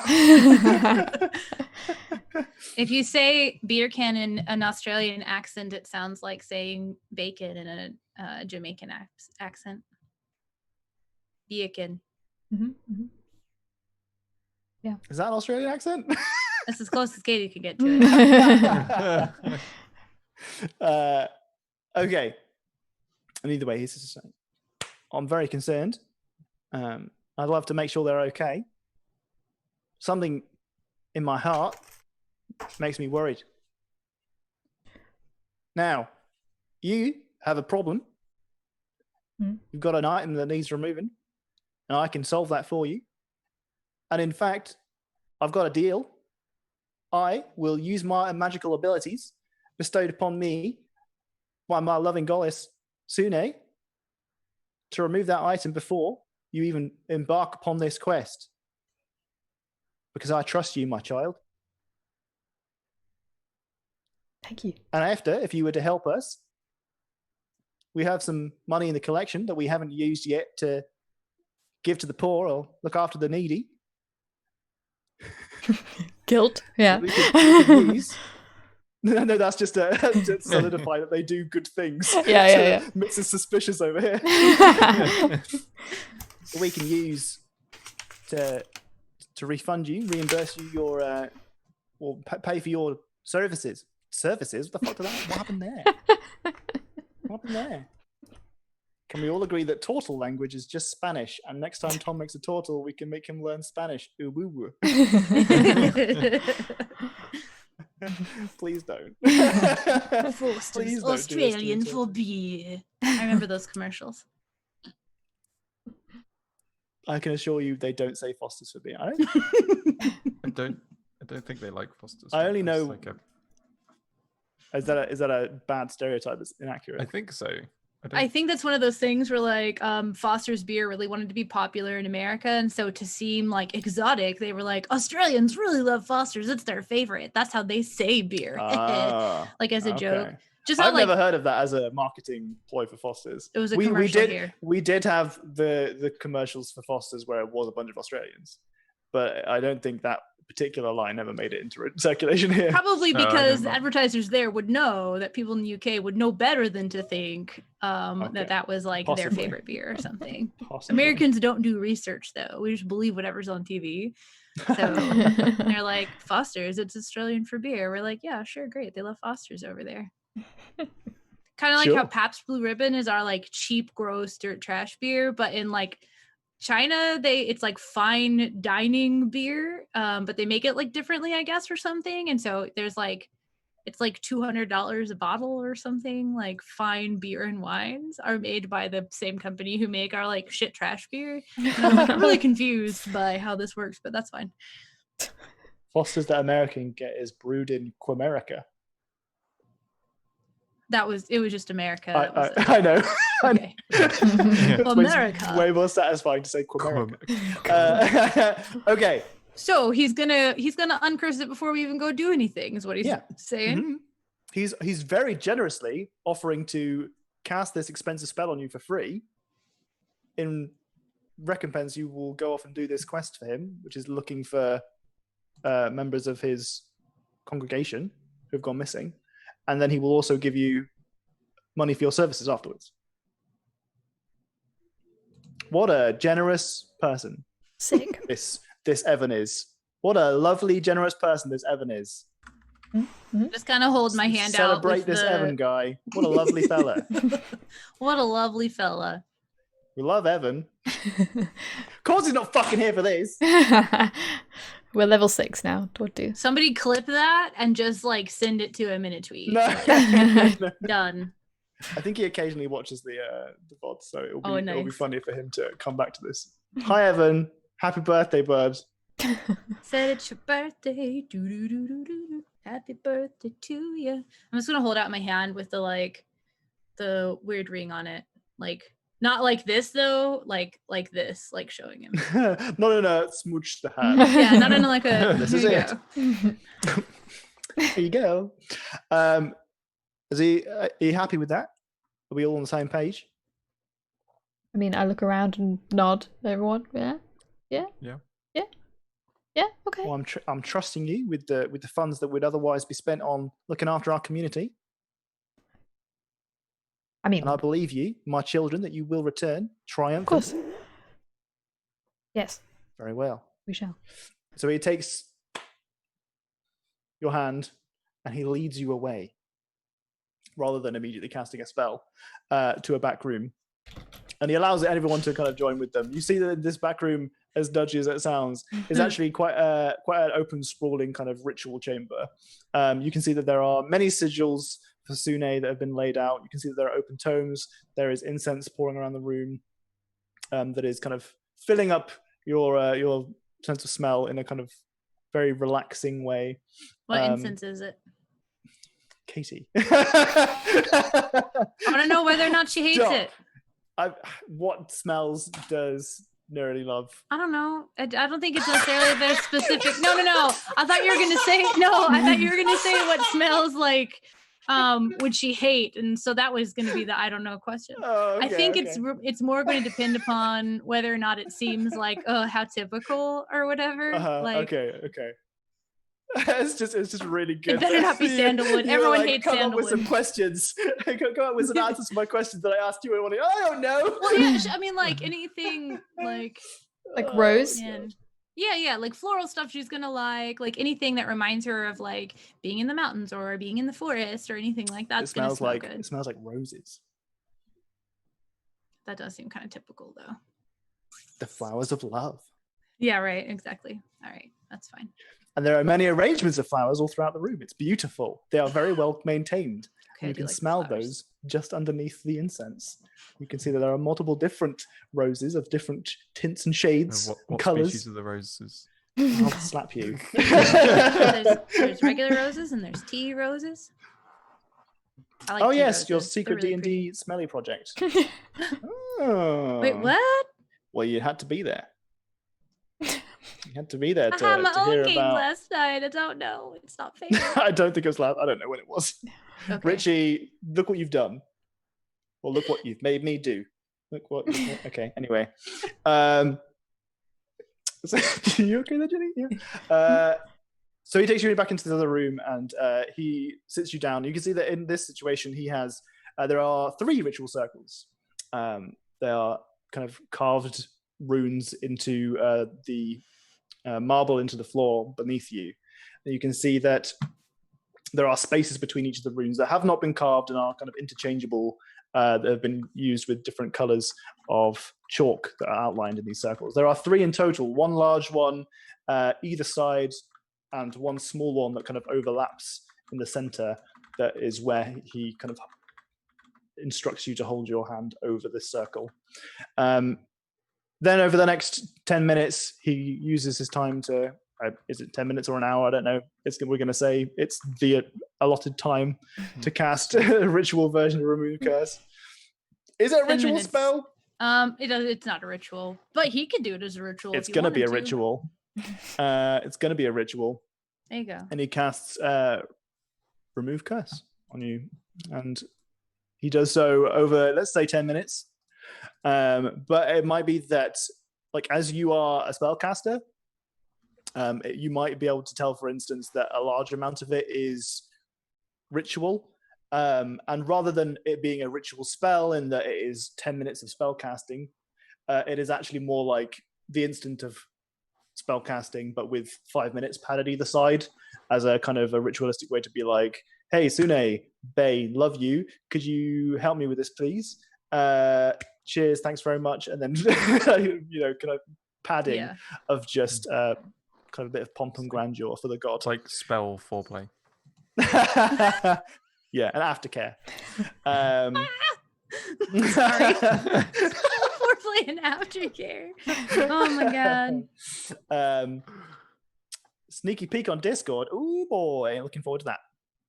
In any case, the ring slides off of your finger. And he says, do you mind if I ask what it is that this was cursed with?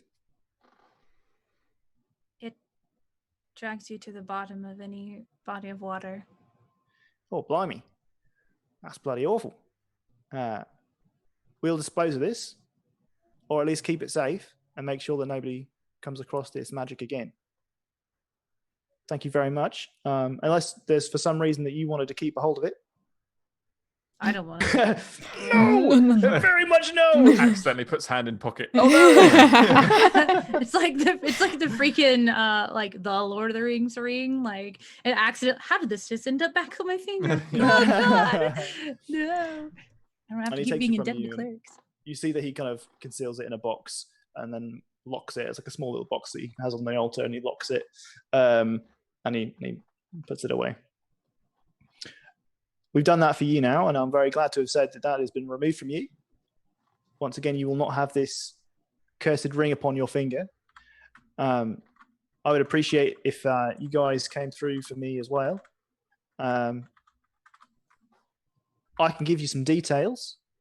Yes, please. That'd be useful for you. Mm-hmm. Well, first off, I'd like you to meet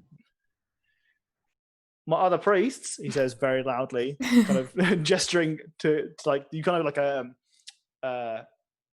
small hallway that leads out into another slightly larger area that kind of it's like a shell around this ritual room that goes off to other rooms that you can't see. But you kind of assume that there's like, the cloisters for bedrooms, etc. And it appears that some priests have been kind of watching from the outside. And they enter. This is Priest Canon, and this is Priestess Code. And they kind of bow. You can tell that once again that they are wearing the same sort of robes, but with a lot less kind of grandeur in those. Hara's hair has been growing back over the day, just longer and longer. I want to say that it starts getting longer and longer, and then as the ritual's completed, Aura's hair's back to normal. She's kind of... Hey, I like that. That's really good. Okay. Okie dokie. So they introduce themselves. Hello, my name is Priestess Code, and I was one of the priests that dealt with our clergy and those that have gone missing. And the other one says, hello, I'm Priest Canon. I also dealt with our community, and we're all very sorry to see that they have gone missing. Here we together have collected some details that you might be able to find them and locate them and bring them back to us. Priest what? Priest Bob? No. Priest. The name is Canon. Priestess Code and Priest Canon. That's Canon. Code is in Kode and Canon is in Kannen. What? Why not Canon? Like, why would it ever be the cannon? Why would it be a massive gun? Because their ancient relatives were in the army in the cannon regiment. Really Boom. loved cannons. Literally gun noise. And they kind of they over the next amount of time give you some information. People who have gone missing from their clergy so far, at least that they have noticed, are named thusly: Jared Yellowfine, Conan Cursed, and Magnus Poster, as well as finally Eustace Falliwold.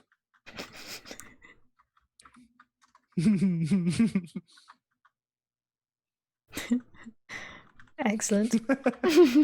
Listen, it's very hard coming up with surnames for people in this game. What was the penultimate one? Magnus Poster.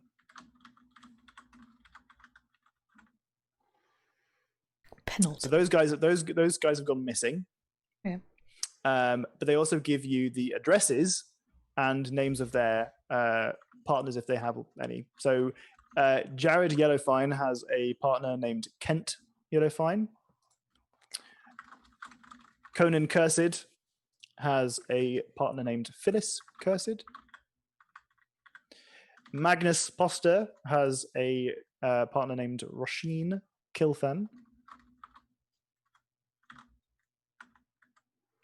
And Eustace Follywold does not have a partner. Shucks. Probably based on the name alone. Your name's what? What do you See mean? ya. Bye. Maybe it's canon like the camera, or canon like it being solidified in the law. That was the joke I was trying to make, but it's very difficult because the word sounds exactly the same. It's like their name is canon. Maybe Tom's been taking sponsored NPC names. Yeah, that's why Evan got snuck in there. Evan's sponsoring the stream. It's the two other missing people are Coke and Cola. Pepsi, Max. Yeah. But I'm going to quickly copy and paste those into our DM pool just so you got them. I've done this for every NPC ever if you've asked for it, okay? This shouldn't be a surprise to you. No, but this time I actually bothered writing them out. Well, I get to play the game of how close did I get the spelling of everything that you said. It's not going to be close. That's going to be long. I don't know. You said you're putting it in the call or in Discord? Discord call. Okay. Oh, I can put it into Zoom instead if you like. No, it's fine. No, Discord's way I just better. want to know where I'm going. Mm-hmm. It stays there for longer. Okay. Oh, see, I went too crazy with the Yellowfine spelling because I assumed you wouldn't go for a normal spelling. Tricked you. Their name is Priest Doritos Tacos Locos for $2.99. I know. I wish people were sponsoring me for shit like this. Damn. Imagine. Okay, happy with those names? Yeah. Okay, you also got given their addresses or whatever. Okay. And now is a great time for a bit of a wee break. Hell yeah. Let's all go for a try. Go for it. We need to stop saying that. No, I love it. It's I think funny. It's absolutely fucking fantastic. It is funny. SSME. I wouldn't even be. What's SSME? What's that? I wouldn't be ashamed to name them like that. At Chipotle, if you're watching, hit me up. I think he was saying same. Oh, same. I wouldn't even be ashamed to name them like that. Okay. Yeah, same. Same. Cat butt. I'm with you. Cat butt. Censor. Oh, the fluff needs a big old cuddle. That's what the fluff needs. The fluff needs a big old cuddle. You should do. Ooh. She looks angry, but she's not. That's just her face. Relatable. All right. B-I-R-B for wee break. Burb. Go. Burb.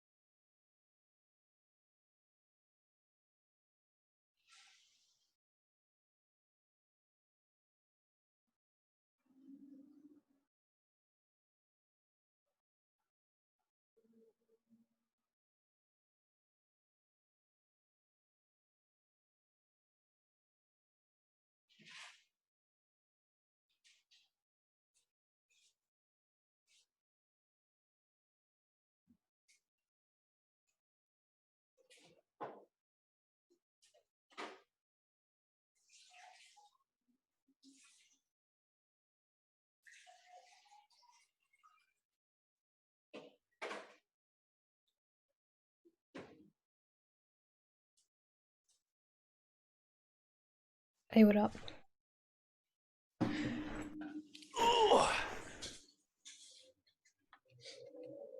Flex back in Hello. the day. Hi. Y'all are very weird. Oh, what the Just comes in here. what the fuck? The other day I went to the doctor and they said to me, "Sir, y'all are very normal, so normal. If there were a campsite nearby, the rates for spawning a normal villager would be shit." That feels like It's an Animal Crossing. Damn And I it. was like, "Dang, that's pretty good." All right, okay. Weird is best. I agree. Agreed. Oh dear me, dear oh dear oh dear. Bloody hell. I feel like I did all right on the accent, You did good. but I don't think it was actually even close to Kiwi. So I feel like Australian's going to be in my repertoire now, an Aussie accent. Oh, hell yeah.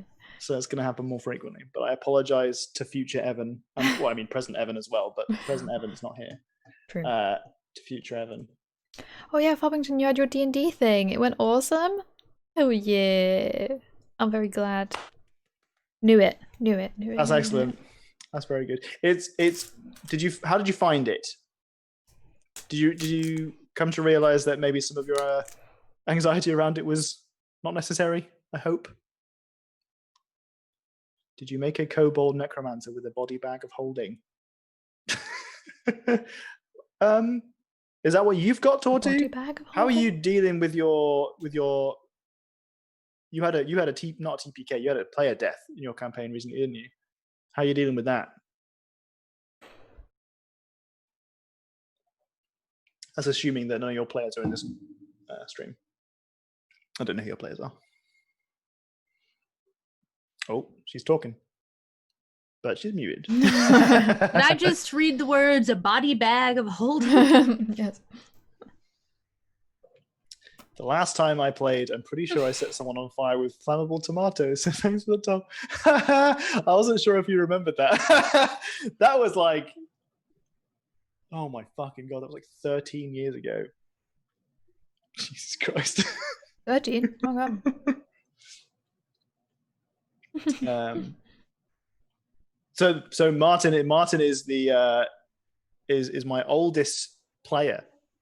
Mm-hmm. He is the first person I ever DM'd for. That's why you said that he was going to kill us. I was like, Thumb's usually not like very like, my job's to kill you as a DM. I see. I've grown a lot since Martin last played with me, but it was a long time ago. Body bag of holding is essential necromancer equipment. Play for about 5 hours. Oh my goodness. Holy shit. My two friends role played a lot, and about 50% of the evening was improvised on both sides. That's nice. That's a lot of D&D. I mean, first of all, I mean 5 hours is a lot of D&D, but I mean improvising on both sides is most of D&D. Mm-hmm. That's awesome though. I love the idea of impersonations for characters like Elvis, Nixon, and Churchill. I think that's a great idea. I think doing voices for characters can be really tough. But I watched a video that was like, it was a long time ago now, about doing different voices and stuff and things that you can do to kind of add personality to NPCs that kind of stops them from being kind of samey, even if you can't do many accents.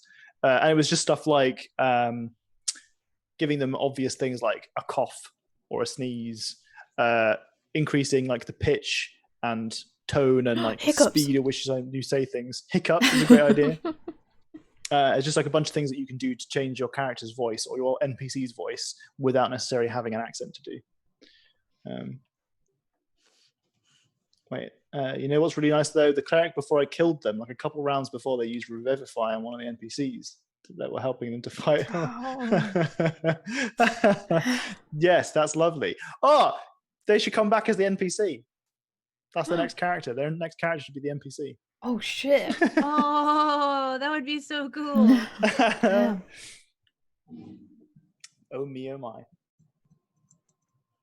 In the Discord, we were just like batting around the ideas of the ideas of just how to bring players back if they die in a game, just like what you could come up with, like under what circumstances would they return. And it was so much fun. Tom, you need to do the changeling party member idea. The changeling party, a changeling like shapeshifters and stuff like that is always a fun idea, I think. But I think you're thinking of maybe the one from Baldur's Gate, and I think I might have tried that one already. I made like little soldier tokens, and they were different colors, so my players were just fucking calling them Power Rangers. You can't. You always see stuff on like the D&D subreddit that's like about DMs naming NPCs, and then you'll name an NPC and not see that there's like a euphemism in there, and then your players will immediately catch up on it, and then they'll be like, oh, our character's called Dick Fingers forever or whatever. It's your fault for calling a character Dick Fingers. Anyway, last night we were playing. I know you said anyway already, but no, keep going. So I'm playing in a Dark Matter, like a mini campaign on Saturday nights, and we met an NPC named Bilzerian Turner, and it was like a stranded ship, and they were the only survivor, and we were like, haha. So we met Bill Turner, and they were like, oh. I mean, that wasn't intentionally a reference. And then there was like a cursed item, not a cursed item, but there were several other like Pirates of the Caribbean like moments in there, and none of them were on purpose apparently. and Derek was like, didn't do it on nope, but well, I mean, you see it, so I guess that's there, but that wasn't intentional. It was so funny. That's excellent. That's very good. Okay, so quick refresher. Remove curse has been cast. And so far, this priest Evan bloke seems like a really lovely person, full of compassion and generosity and a wholesome spirit. I had a warm hug. Can we all agree upon that? Yeah. Everyone on the same page with that? So that's my impression of what Yeah. happened. Yeah. Start, I guess. Now, was it Tom or was it Evan that was going, I guess we could take the money we were going to use to help the poor and give it to you if you succeed. that was a emphasis from Tom. Okay, I figured so, but I wanted to make sure. Yes, no, it was emphasis from Tom. No, but he was intimating essentially that they have the money that they get, they use on improving the community and caring for people, and that they have some money set aside for adventuring related services, and that would be the fund that you take from, and that's how they would be spending their money. But they were making it clear that they also help the community in various ways with all the money that they make, blah blah blah. Anyway, so you've been given the addresses of these 4 individuals who just they're so conveniently located, all within this same district. Essentially, it doesn't surprise you in the slightest, because they are all of the congregation of this temple. They live nearby the temple, right? That makes sense. But also, I'm lazy. When I had DMs, I would make the characters come up with rhymes to describe a scene, and then link them together at the end to make a song. It was a fun but needed development. I mean, is needed the word? It sounds fun. It definitely sounds fun. I love the idea. I don't know if needed is necessary. Maybe the real reward were the friends we made along the way. I think what they meant was it was fun, but needed development. But it needed development. Yeah. Oh, it needed development. Not a needed development. The idea needed development. Okay, I apologize. I misunderstood. I misread. That's on me, not you. Got feisty about it too. I don't know if it wasn't needed. I was like, damn, blah, Tom, blah, come blah, on. blah, blah, blah, blah, blah, blah, blah. Coming in here with your stupid idea. No, I'm kidding. I'm kidding. That is a cool idea. I would love to see that in action, actually. I would really like to see that in action. Anyway, you've got some addresses. They are all in the local vicinity. Okay. Did they all go missing at the same time? Or was it? Well, they've all gone missing over various of the last couple of weeks, as far as I understand it. Is that right? Priestess Code? Yes. I noticed that Jared had gone missing when Kent came in, and we sat down and we shared a love circle for a while. Where we sit in compassion for one another and we talk about our feelings. Yeah. And he suggested, he said to me that he hadn't seen Jared for some time. I read it right in English, ain't my fucking language. Come on, Tom. Migu, I'm always on your side, okay? Until this moment. Until this moment. Cannon says, yes, Magnus went missing maybe a week ago. I've forgotten what voice I gave him before, but it was something like this. Yeah. Pretty sensual like that. Sensual. The feelings talk comes after the compassion. Usually, it's just it's all over the place in this. You don't know what's going on. Are these euphemisms, or is this just nice people having innocent conversations about their emotions? I mean, Love circle circle definitely sounds like an instant thing. Had a love circle. And it's just Magnus went missing maybe a week ago. When I heard it was from Rashid, we also shared a love circle and discussed it at length. Sometimes quickly, sometimes slowly.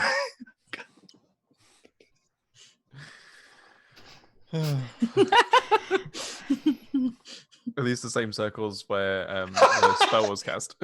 God. Well, you're all just stood over the ritual circles right now, and you can see that there's just like I'm not going to continue with this. No, don't do that. Hey, It's an easily washable surface with a drain in the middle. The sigils that have been inscribed were actually like waxed over and laminated so that oh my goodness. so you could just rinse it all down at the end. Yep. It's a hose pipe in the corner. There's actually showers in the ceiling that can be turned on. Oh my goodness. I'm Why sorry, is there everyone. a mirror up there?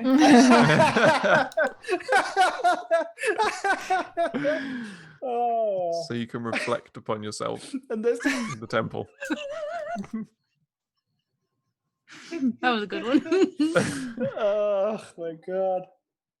Curse content. They need to teach love circles early on. Oh my goodness. You've ruined love circles for me. It's oh dear me. Dear me.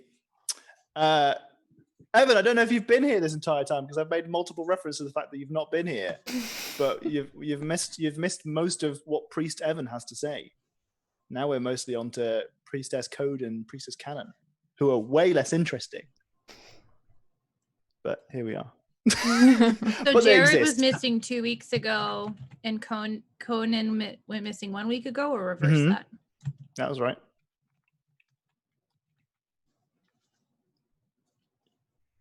Don't apologize, Evan. How dare you come in here and apologize? For coming in here? If you have time at some point in the future, you can witness the delight of Priest Evan, who is wonderful. Yeah. Handsome and kind. And in your own time. You didn't describe him, so I don't know if he's handsome. He's handsome and kind. But what is handsome?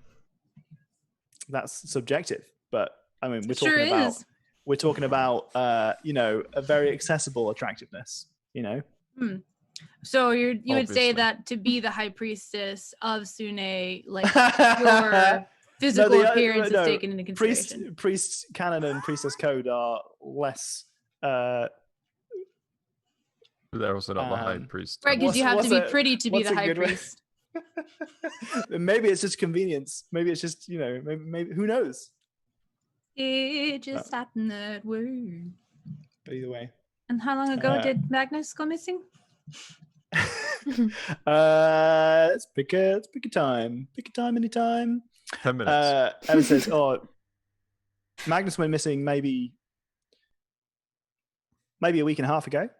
I'm not sure.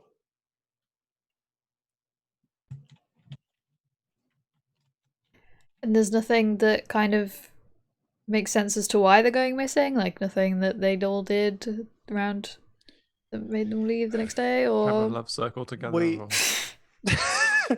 Nothing that we're aware of, but I think you could talk to their partners, maybe get a little bit of backstory.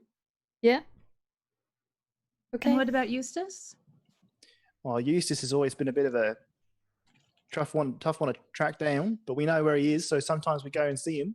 Last time he wouldn't answer the door, so we're kind of lumping him in with the others. Fuck! This is The because you others. came back, Evan. This is why you came back. This is it, Evan. I was doing okay at the accent, and then you came back, and now it's gone. Is this Priest Bob? This is Priest Evan. Tortu. And how long ago was that? Well, he's been gone for maybe 3 weeks. It's hard to tell. We knocked on his door maybe 2 weeks ago.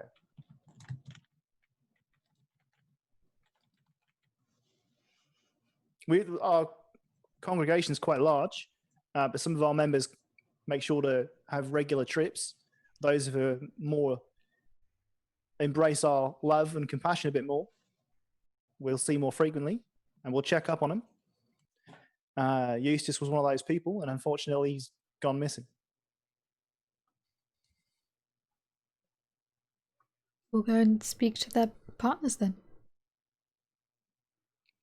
Excellent. Well, unfortunately, like I said, some of these people are maybe gone missing from our communities that we've not even seen, because these are just people that we know we see regularly or we used to before they've gone missing. If you could find them, we'd be much appreciative. Yeah. We love these all like family, you know? Mm-hmm. Because that's what we're all about here. About love, compassion, generosity of spirit. You know, giving back, looking after people. Oh yeah. And love circles. Hell yeah. They're a core component to our faith. Very versatile. Oh. Have all kinds of different people in them. Oh. Anyway, you want to go off to your business, that's fine. I hope you don't have that curse come back on you in any way. No more curses from now on, eh? Yes, we'll be careful to inspect anything in future and hope that we can determine whether or not it's cursed. That's smart.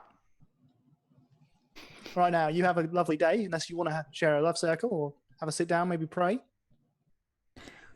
We should. No, we probably should go get started You don't want on to pray? this. Not even a little bit? Oh, we should really go and get started on this. Oh, well, Well, I that's mean, all right then. Yeah, if they've been missing for that long, but like, you know. Yeah, That's a good idea. Get cracking. Yeah. No cuddles, maybe? Oh, I'll have a quick cuddle. Oh, I'll have it. Oh. I'll have a quick. Wrap up in a nice warm embrace once again. It's just like being hugged by love itself. Oh. It's so lovely. So wonderful. So warm. Oh yeah. Okay. Is there anything else you'd like to do or talk about whilst you're in the temple? Do they have a leaflet? do they have a highlight? Pamphlet. Aura only knows things in circus terms, so she's like, oh, maybe you have like a leaflet on, the highlights of, the place. I don't know. We've got some documents. We can definitely give you some literature. Yeah, give them a If you'd read. like to be reading, if you'd like to learn about Sune, Yeah. that'd be fantastic. All right. You're more than welcome to come back to our regular services. Well, I mean, we're adventurous, so can't promise I'll be Well, back next Monday, but I'd like to That'd be learn. fantastic. I'd love to see you again. All right, yeah. Amazing. Well, hold on to that 1 second. And he kind of comes back behind the altar, and you see him return with a pamphlet. Sick. Is it heart shaped? It is heart-shaped. Beautiful. Sure, I was expecting it to be a circle. With a heart. Their in it. love It's like a circle. donut. It's like a donut shape. It's a And it's beautiful written around the heart shape. outside. Thank you. I'll It looks read a little bit like those those promise rings, like the Irish promise rings that are like a heart with like The arms knots. Oh, Yeah. yeah. as the band. It looks a bit like that. Cool. Sick. Right. what harm's a quick love circle gonna do? That's the one fool. I can never remember how that pronounces. Neroli didn't like Temple Sune because it's all about looks. She'd rather gaze at flowers and books. Oh, it's good. It's really good. It's really good. Oh. I'm like inching towards the door. We definitely should go start talking to these people then. Or walks out reading the pamphlet a little bit. So. Okay. You are outside now. The incense is still kind of draped over your clothes a little bit. It's not clung to nearly quite as much, but it's still quite thick on the rest of you. And kind of the echoey interior is left behind now as you go into the streets once again. Mud back on your feet. The clamor of people throughout town talking to one another. Do you think we should start with who went missing longest ago or the most recent? Maybe most recent? Most likely to have a trail. Yeah. That makes sense. I mean, we probably need to talk to everyone anyway, but... True.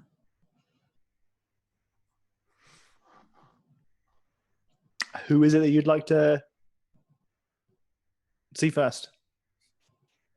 Well, an address doesn't mean anything if you don't know anything about the place, so unless it's like if the city is planned very well and the streets make sense, then yes. Like, well, when I say address, I mean general directions. Oh, I see. Like, okay.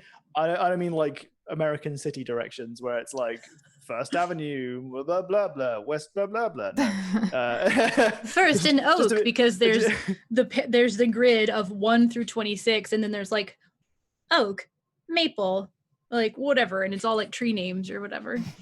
If you know, come to England, by the way, come to England. But when you come to the UK, you'll realize that our streets are fucking horrendous, and that there is no sense or logic to the way that our cities have been planned at all.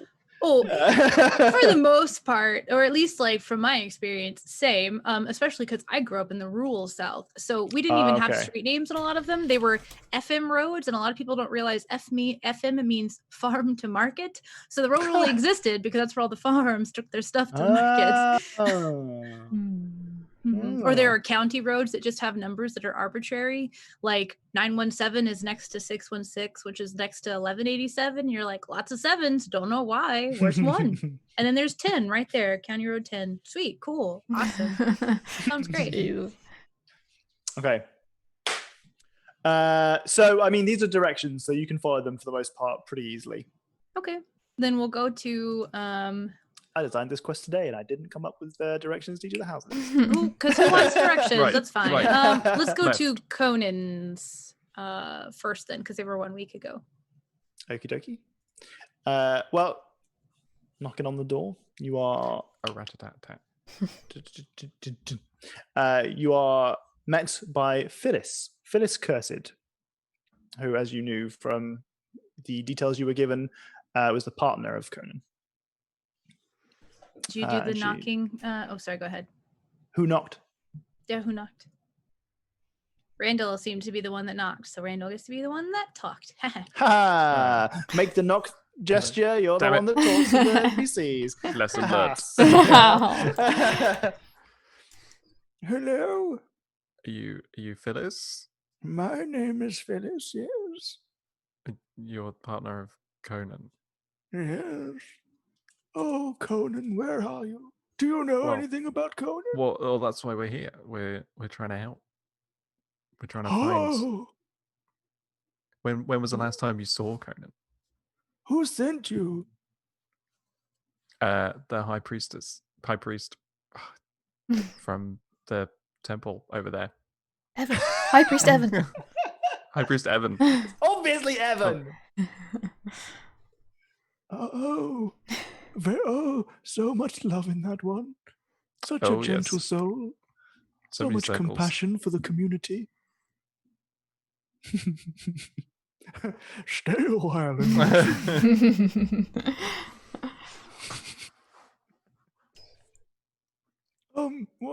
Yes, I will. I would very much love to see Conan again. I do miss him very much. Well, when is the last time you saw him? Oh, maybe 2.5 weeks ago. It's been some time. It had been a few days before I went to the high priest and said that he was missing. What? Where did he go that day? When- I don't know. I have some suspicions. What's your suspicion? Why? I'm shy. I don't want to talk about it. Do you want to write it down?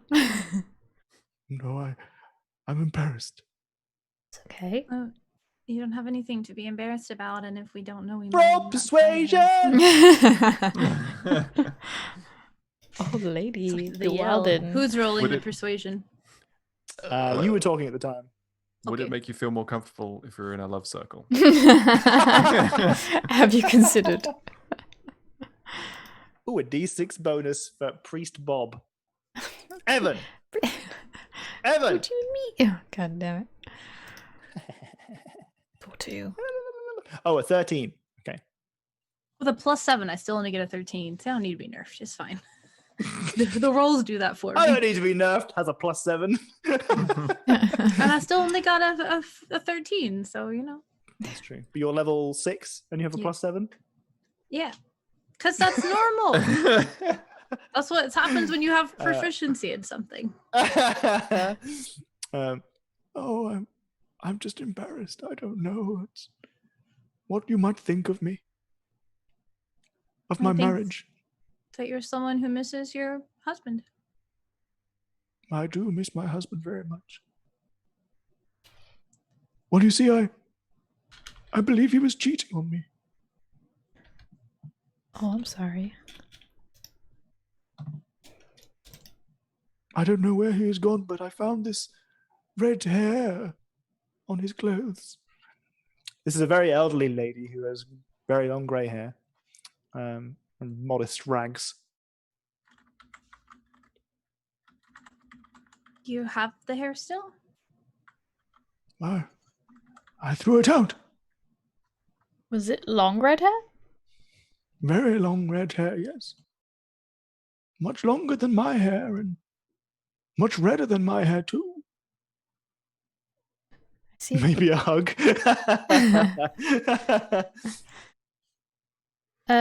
Do you know anyone with long red hair? Not a single soul. Not this red, anyway. Oh, It was not a ginger hair. It was a deep red. Oh. Someone I like glance that would back at the stand out. temple. Yeah.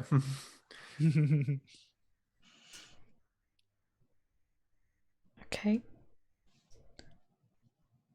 Is that the first time you found the red hair? Or is it?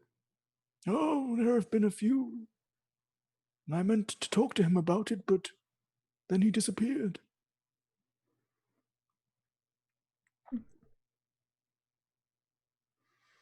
Did he have any, like, habits of places he normally went? Like every Tuesday he went to a specific inn and had an ale or something like that. No, he worked outside of the city. He was a farmer for the most part. He was a field hand. But I haven't, apart from his meeting his friends at whatever tavern.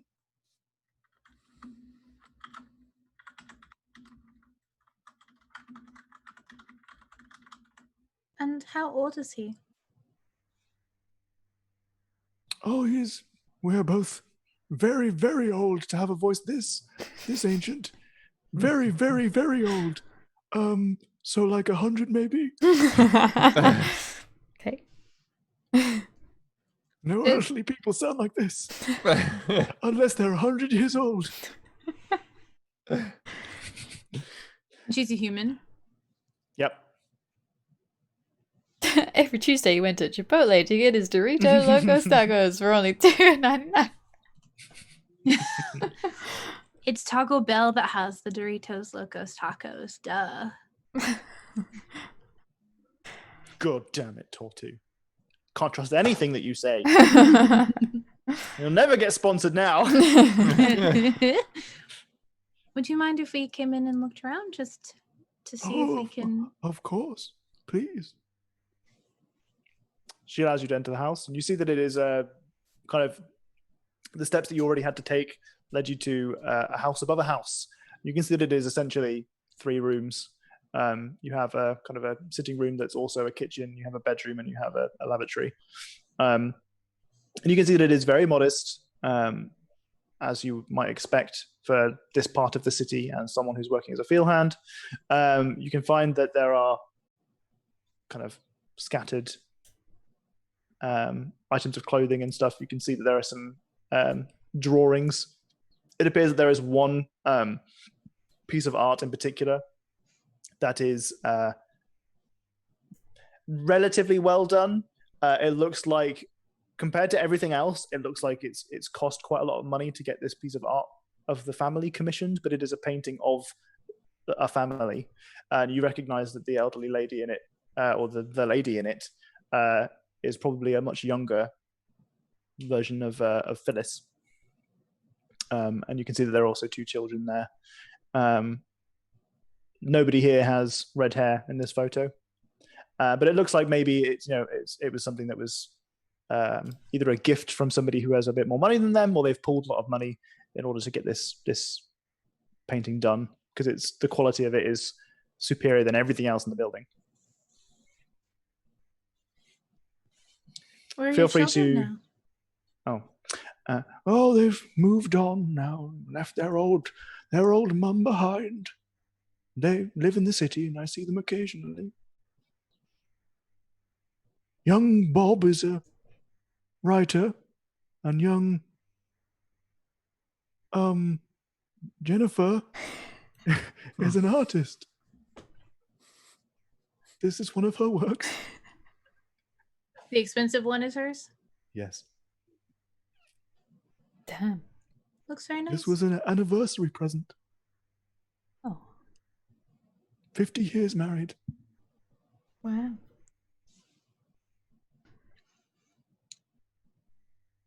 I thought for some reason your name didn't line up for me in chat there, Tortu. It said, "I'm being bullied and it fucking hurts," is what I read. And then I was like, "Oh, I'm sorry that we've hurt your feelings." And then also, my dog keeps trying to bite my chin. Oh, well. That makes sense. That all adds up.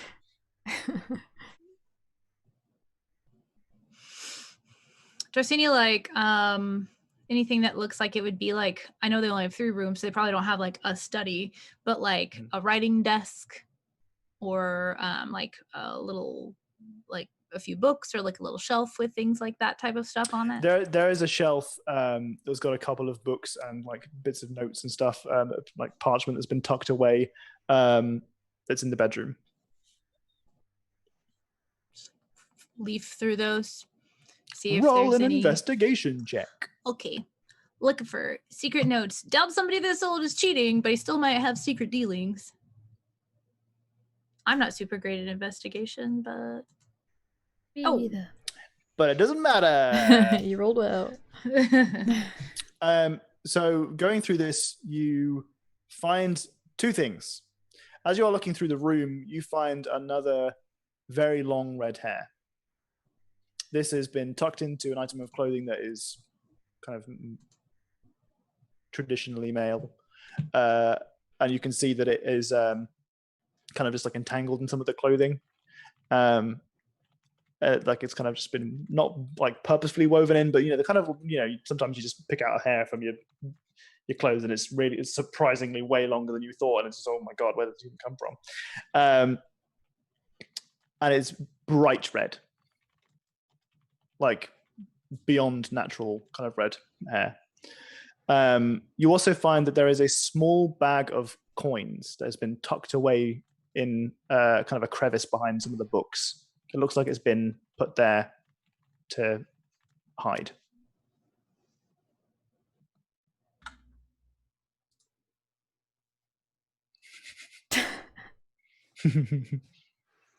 I thought I was muted during that, so I'm sorry for all the typing sounds. Didn't hear anything typing? Okay, good. When I see the coins tucked away, I'm just going to like Well, actually, I want to look inside the little like pouch and see if there's anything besides coins in there.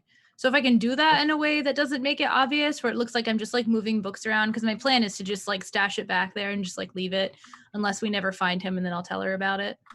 In that case, that will require a sleight of hand check if you want to do that without being noticed. Okay. Oh my goodness! rolls. Here are the good rolls. Here are the non-Katie rolls. For real. What the You heck? also got a 22 on your insight earlier. Let's not forget that. Oh, sure. Well, those are Uh, crits because my bonus is only a 2.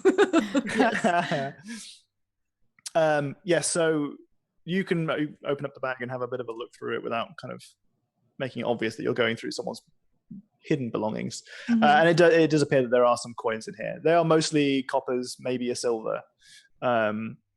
They've been it's a small amount of money, but that doesn't surprise you considering where you are. Yeah. Okay. I'm just going to tuck that back where it was, then put the books back in front of it. I'm not going to mention the red hair to her either. Just like, kind of like, hold on to that. So you're gonna hold on to the red hair. You're gonna bring it with you. Absolutely. Sure. Okay. I know about magic where you can try to find people. I can't do it, but I know it exists. Is there anything else you'd like to do or ask? Any questions? I kind of look at the other two. Do you know, Maybe. Go ahead. do you know anyone else? Has anyone else gone missing? So we have a few names, but apparently there may be more. Oh, no. I wasn't aware that any other people had gone missing. More people have gone missing? No.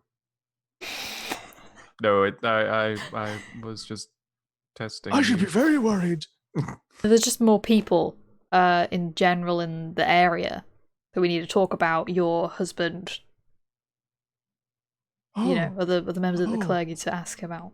oh, I see. Oh, So- well, it's very good that you're doing this work with the temple. yeah, yes. Yes, Pleasure. it is. Very well. Well, if there's any other information that I can give you, please feel free.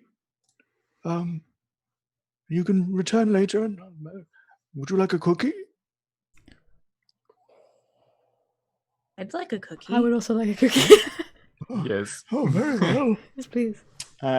She shuffles over to the kitchen where she brings out a cookie jar that she opens and offers to you. And you reach in and take a cookie, and they are stale as fuck. They are extremely next level stale. But you kind of do you eat your cookie in front of her? Yeah. I'm at least going to start eating it. Mm-hmm. Okay. Gonna soak it in my mouth for least. I can actually eat it. Just kind of like bite into it, and it does not taste good. What kind of cookie is The it? only way that I'm going to describe it, it does not taste good. Or is excited it it's is- not rations. It is. I mean, it's disappointing in that it's kind of very tough, but at the same time, kind of like a cloying, just oozy mess in your mouth. It kind of falls apart into oats. It's just it's very unpleasant. Ugh. I take a bite and chew it thoughtfully. But I'm not taking another bite. Just kind of holding it like it's something I plan to savor later on. Okay. Well, feel free to come back with more cookies when you've found my husband. Will do. Back with cookies or for cookies? Sorry, four cookies. Will for, do. For my cookies, I'll reward you with cookies. Oh, thank you. There'll be a reward. Thank you. We'll go get him. Okay, go get him.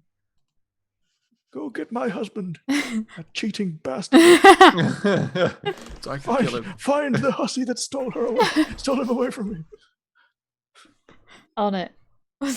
Okay. I lost my headphone in my hair. There it is. I was like, Stay I a can't while. hear anything. Stay a while and cookie. And cookie. It's more like love circle euphemism. Magnus I next. love it. Love circles came into this. Okay. To the next. To the next. Oh, damn it. That's what I was going to do. Nice. Along with everyone else. Oh. All right. So you make your way to the house, well, the address that you've been given. Stairwell and Nookie! That's excellent! Nice. Oh my goodness. That's so good. Oh man. Okay. So you make your way to the next address. You follow the directions essentially to the next house that was associated with Magnus Poster and Rasheen Kilfan. Stale cookies. No wonder how you left. The softer cookies. So this is the house for Magnus Poster and Rasheen Kilfan. I'll knock. No one wanted to knock. I was patiently watching to see who was going to knock. It's like, Okay. I was giving everybody a moment. And I was like, guess it'll be me. And then No, we got was like, Oro. "I'll knock." Oro, rat-a-tat-tat on that door. Opens the door. Inside, you can see that there is a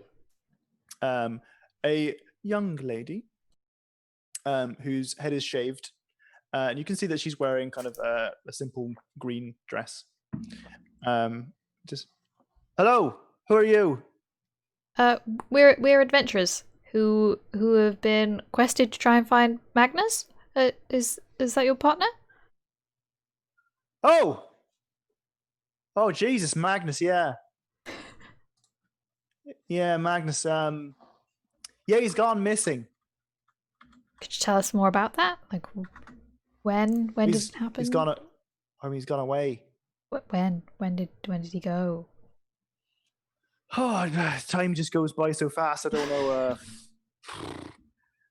Week and a half ago, maybe. Right. Okay. Did you notice anything weird about before they left? Anything? Anything weird? Anything weird? Anything weird? No, not really. At this point, you hear a rustle from inside the house. She's got company. Oh, I'm sorry for intruding. Oh no, it's fine. Oh no, it's okay. No, this is Daleric. Someone else pops their head around the corner. Who's that? Relax, Daleric. It's just some adventurers looking for Magnus. Oh. All right. As you were. He's just a friend. Don't worry about him. He's not a very concerned friend, but he's a friend. It's all right. You're looking for Magnus. He's not the Well, only one. I've not heard of him for a while. He went a bit AWOL. AWOL? Well, yeah. See, I moved in with him here. This is his house. Right. And we've been partners for a little while now. But he's just disappeared. I thought maybe I was a bit much for him, but I can't see why that would be the case. I'm just a bit confused by it, really. Well, some people have reason to believe he's not the only one that has gone missing. So, do you know of any friends he frequently visited that maybe he had an argument with, or if he had met someone new that seemed to like take him away a lot, like they had frequent like meetings or something? Well, maybe. I might know something about that, but it seems unlikely to me that other people have had the same problem. Who are the other people, by the way? Well, we know of a few, maybe for certain, but there could be more. Jared Yellowfine, Conid Cursed, Eustace Faywald, Fallywald, No, I don't know any of those. No, I mean, maybe then. I don't. You see, I'll say that. Come a little bit closer here. She says this away from company that she has. You see, I'm what they call asexual. And Magnus, we had an arrangement. You see, we were partners and we were romantic partners, but he could satiate his other needs elsewhere, if you get my gist. And he frequented a brothel nearby, but I preferred not to know the details. Do you know the name of the place? I believe it was called. There's a place that's quite close to here called the Forbidden Kiss.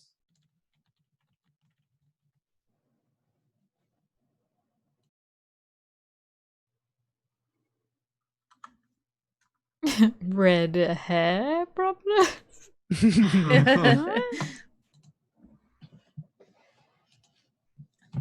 Okay.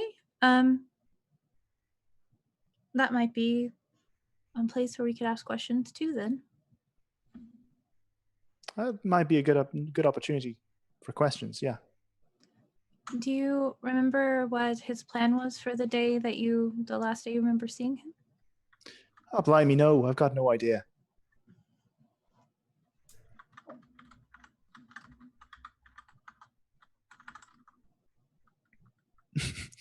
Vampire brothel.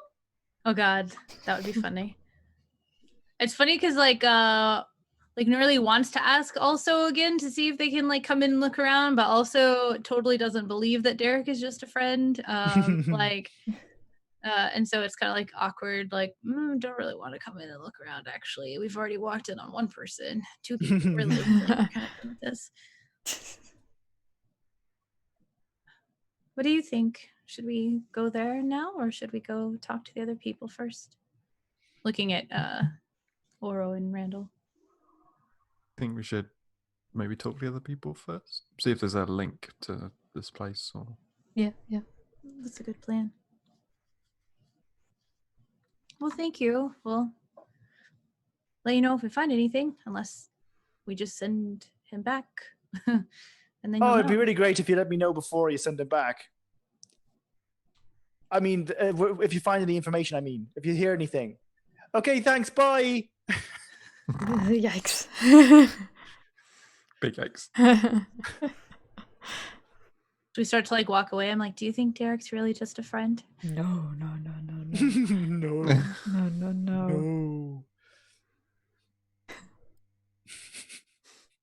Let's go to the other person's house. Jared. Okay. Right?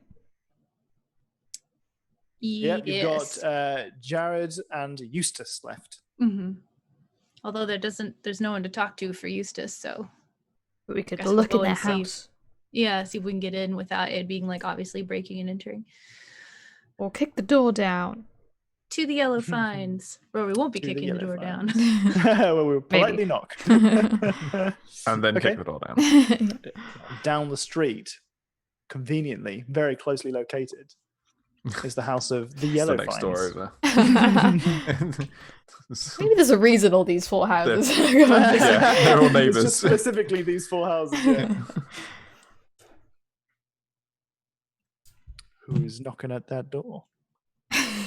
Take it enter. Yeah.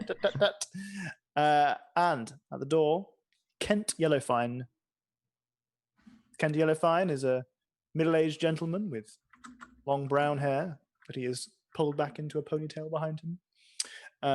You can see that he is in a a waistcoat and trousers. Dapper. See that he is rolled his sleeves up and he has ink on his hands. Murderer. Hello. We've been looking into some missing persons in the area, and we'd heard that you hadn't seen Jared in some time. Oh, you're here looking for Jared? Trying to see if we can find him if he's still missing. Yes, no, he is missing. Yes. Yes. Oh, goodness. I'm so glad that someone's looking into it. Are you adventurers? Mm-hmm. Yes. Okay. We've got a license and everything. Could I see it? Could I see it? I'll take out the license. Oh, Please let it be one of those ones that you like hold at the top and it just, like, unfolds. absolutely, sure, 100%. Yep. Like Paper in The upon paper Hobbit, upon there's paper. the like side thing that folds out too, and you kind of have to like. Yeah, there's more. Yeah.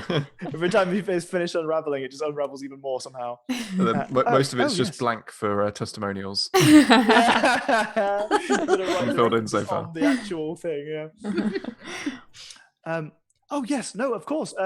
Please come in. He kind of opens the door and allows you in. This place you see is a kind of a little bit nicer than the other locations that you've seen so far. You see, in the main kind of room that you enter in, there's a large table that's got lots of parchment on it, and you can see that there are some kind of ink wells as well as some quills, and you can see that most of this room is filled with books that have stacked upon each other, bookshelves as well. And while you kind of peer into the kitchen on the other side of the room, you see that it also has books in there, laid upon the sides. Please, I'd say take a seat. Could you stand? Yeah, It's a bit yeah, of easier if course. you stand. Yeah. You see that now there is a sofa there, but it is under layers of paper. It's just easier. I'm so sorry. That's fine. It's fine. Don't worry. I'm a writer, you see, and this is kind of my life. This is. I would like for you to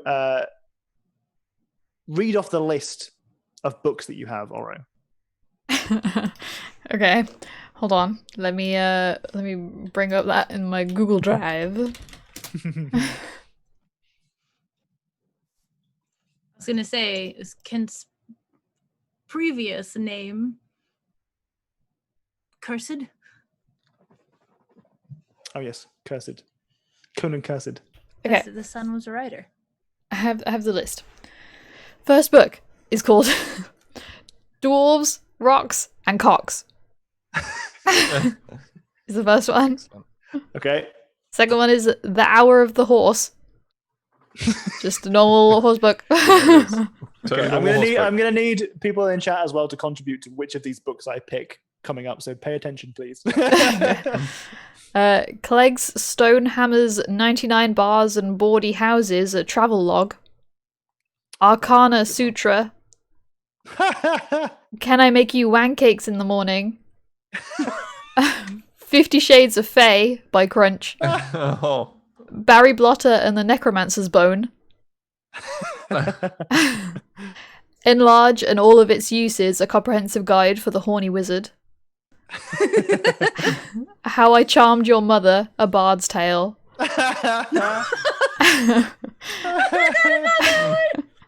Mage Hand, the handbook for the single spellcaster. How to Woo a Medusa and Keep Your Bits. And then the last one is Crunching on Bone? Question mark. With a K. Like crunch. God. Crunching bone. Okay, so this gentleman is going to be the author of one of these books. Please, if any one of those books in particular stood out for you, vote for it in chat. Erotica, I love that. Erotica. Well, a Bard's Tale, obviously. A Bard's Tale was a good one. The Mage Hand one was extra good. That's pretty good. Crunching on bone? Question mark. I don't get that reference. Is crunching with a K indicative of something? Crunch was the kobold Oh yes. that Adam yes. played. Oh, crunching on bone. I thought that was like a euphemism. I was like, what? Arcana Sutra sounds magic. It does. I like that a lot. Okay. Well, we've got no double votes here apart from Jenny. So we're taking. I think I personally think the Mage Hand one makes sense for him being apart from his partner. Yes, I like that it was a lot. recently written. Yeah. I like that a lot. I would have gone with Crunching on Bone, but again, I think that's written by Crunch, and he is a kobold who has has a place in the world. I don't think I realized that Crunch wrote some sort of like erotica about himself, which is an interesting idea for someone to do, I guess. Here we go. Maybe this was a different time in his life. For adventuring. Or yeah. Or after. Or after, yeah, maybe when he's retired from his adventuring life. So he's just telling his exploits. It's an autobiographical tale. Yeah, it's actually not even remotely erotic, but it's not meant to be erotic. It's just it comes across as really erotic in everything that he says. Okay, well, this gentleman, you can tell, Kent Yellowfine, is the author. You recognize the name of the Mage Hand book for the single magician or whatever the fuck it was called. I can't remember. What was the full title? Mage Hand, the handbook for the single spellcaster. There you go. Mage Hand, the handbook for the single spellcaster. That is this is you are aware that this is the author for that book. No one else is, obviously. Aro gasps. But she doesn't want to say anything. She just gasps and just looks so awkwardly at the floor. I kind of like look over confused. So we've been asking around to see what people can remember about their missing loved ones. Do you know what his plan was for the last day that you saw him? No, it's been hard without him. I believe it was just his drinks with work colleagues is what I thought. But honestly, we've been having some marital issues before he went missing, so I thought maybe he'd left. But he took none of his belongings with him, so I thought it unlikely that he'd left. Mm-hmm. What did he do for work? He was an enter job here. Shit, he was a guard. Irrelevant. Why not? He's a guard, sure. Oh. He was a guard. Thought he was going to work in a bookshop. That's how we met. I mean, librarian and author. That's a fantastic way. Sure, he worked in a bookshop. Okay. Yeah, he sold books in the marketplace. Sold books in market. This is seeing behind the DM screen what is not prepared. Did he always go have drinks with work colleagues at the same day? Regularly. Where did he go for those drinks? Well, there was a regular that the local that they would go for, and it's called the Killer's Bucket. It's a couple streets over. Okay. And he's been listening for how long? He's been missing for enter time here. We've got 2 weeks, but sometimes there is variants. So okay. Well, so the variations I've been giving you so far, I've remembered all of them apart from this one apparently. Is that they've had X amount of time plus a couple of days before they actually spoke to the people at the church saying people have gone missing. So there you go. If you've got, how long did you say? So 2 weeks. 2 weeks. Okay, so it's been 2.5 weeks. Do you mind if we take a look around through his things just to see if we find anything that makes sense with the other information we've gotten from everyone else? Well, I would love to, but as you might be able to tell, I'm an author, and my transcripts are very valuable.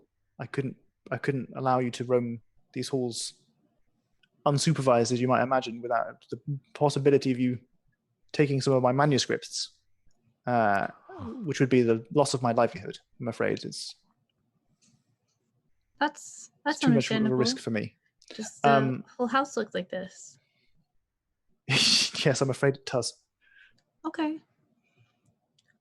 We can go with what we've got, and if anyone else can think of anything to ask. Listen, I'm a big fan of yours. Yeah.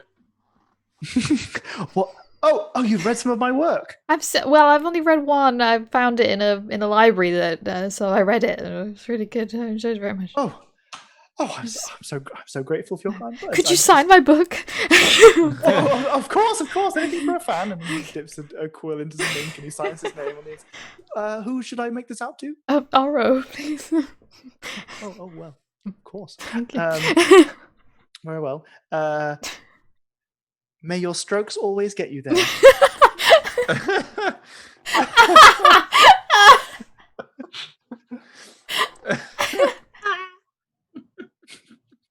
Oh no, I ugly laughed. Oh man. I like the double entendre with like strokes of writing. That was a good one. That was a good one. Thank you. I think Nerly didn't quite get it though. So she's kind of like, Of course. I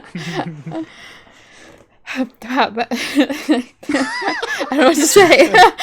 Thank you. I think. Very welcome. Anything for a fan. Keep it sacred.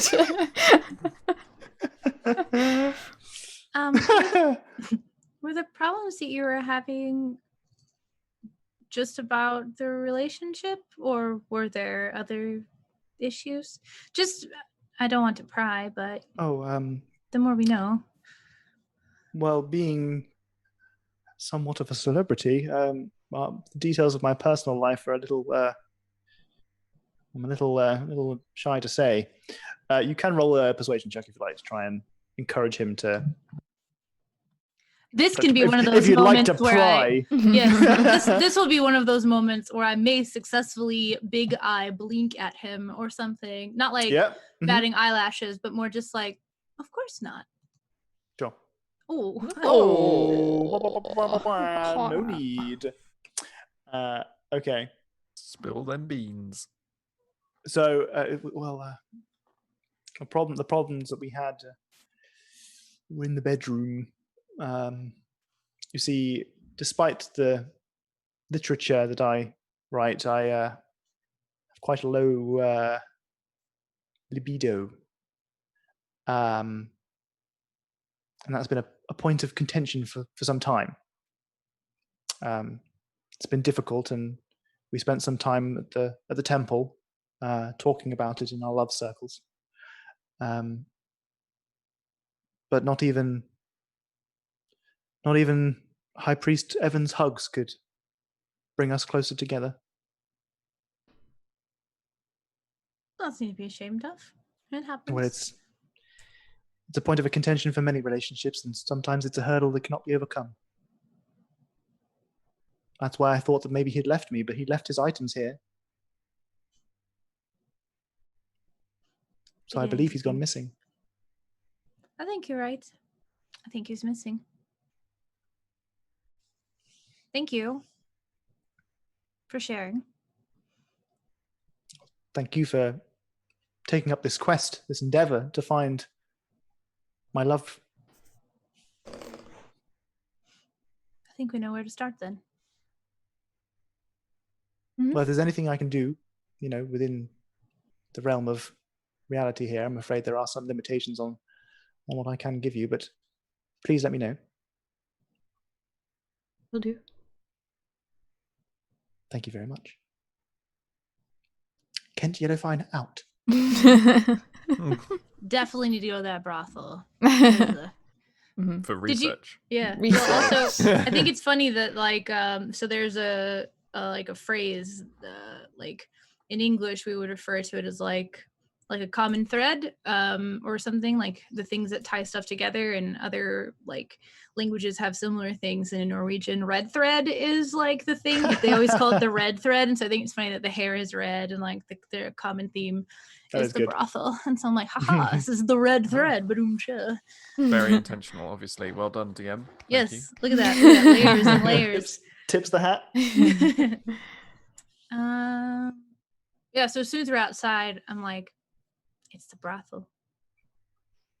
I bet it's connected to the church. Connected to the church? Oh, okay. But yes, brothel. Yeah. Health and beauty. Okay. Should we check on Eustace? That dude? Eustace. It's funny to me that Eustace is a boy's name too. Eustace is a girl's name to us. So, Not that names have to have genders, but like Eustace is like an I 80-year-old woman I in my put head. down I put down Eustace in my document as the NPC's name, and I was like, what is that, a gendered name? Is that what is that? And I googled it, and it came up with a male name. So that's where my head went. Yeah. Honestly, when I came up with the name Eustace, I was like, I'm not even sure whether it's gendered at all. But Names. Am I names. right? Jeez. Oh, who needs them? Who needs them? Scrap names. Who needs them? Fuck them. I'll be a number. Hell yeah. Bagsy 5. Oh, damn it. Fuck you, dog. Coming in here. Shotgun in the good number. The only one. Out of all the numbers, there's that one. Okay, so you guys. I'll have never got- watch my mage hand again. Made me joke. That was a good one, Evan. So if you guys have got a direction for where you'd like to go, this is a pretty good time for us to end the session. 10 Yes. past 10. Woo! When you entered in the middle of a group chat and totally clears what's happening and see everyone's in a serious mood, it feels like you accidentally entered in the principal's office middle of a parents meeting. What? They Hi. probably hopped in when we were talking about the marital issues that they had. Oh, That's that makes a fine. lot of sense. It's not normally like that. Yeah. Yeah, you missed the part where we were talking about horse erotica again. Never fails. No cliffhanger, yeah. Sadly. What to But do? not going to force one. I mean, it's Suddenly, a cliffhanger. there's a There's cliff. 4 missing people. Ken- Cliff. Draws a sword. No. It was me! But the sword is mightier than the pin. Oh no! So there's a sheet of paper and it's got the title of his next book on it, but it's covered by another sheet, so you can't see all of it. My God. Look, I have a Genius, cup with a B genius, on okay. it, and it says "Be yourself." Okay. In that case, that is the end of today's session. Once again, happy birthday to our friend Evan. Do do do do do do. Said it's your birthday. Hell yeah. You gonna keep going with that? What's going on there? Happy birthday to you. I don't know the rest of the song. Well, either way, happy birthday to Evan. Hope you had a lovely day, and that you got lots of cool stuff, because that's the most important part. Getting stuff. Gifts. When I scroll up to a certain point, like Roll20 is so funky with maps sometimes. Like if I zoom in, I can see Westgate at the bottom, but if I zoom out, the bottom is Saloon. If I zoom out again, it's back to Westgate. It's so fucky. Oh, like- weird. Yeah. Pick a problem. Like I couldn't even see. Do you remember at the beginning, Jenny, when I asked you if there was that white bar underneath? That's Yeah. what the fucking white bar was about. Um, Damn you. I Damn didn't you, even know Roll20. Tesla was on the map because I was zoomed out and it was like blocked out. Yeah, I don't know what the anyway. How weird. strange. The 90%. If I'm at 100%, it's gone. 90% it's gone, and all of a sudden at 80% it's there. Yeah, it's just weird. It was weird. So strange. Go see. Hey, if you guys want to see the VOD will be up soonish, probably. I don't know. Well, you put can in watch the it on Twitch Discord. immediately, so. Oh yeah, well there you go. Yeah. Easy peasy. And it was a good session. It's been great to listen to this. Thank you for streaming. Oh, see you later, Martha. It's good to have you here, buddy. Easy peasy. That hug's too squeezy. Thanks for joining us, everybody. Mm. I'm sorry that your feet are feeling weird. I had my shoes backwards. How? No, How do no, you? didn't. Not. Do you mean on the wrong feet? Oh, left on right. Yes, that's not backwards. Oh. Not heel to toe. I want to know how that's I even was like, possible. wow, that's very impressive. See you guys. I mean, probably next week, unless anyone's got anything that comes up. We play every Sunday. Apart from the ones around we the don't. same time. Apart from the ones we Unless don't. Yeah. Except when we don't Um, play on Sundays. Yeah. We don't play on so- any other day, True. Yes. apart from those few times. Sunday we is did. the only day that we play.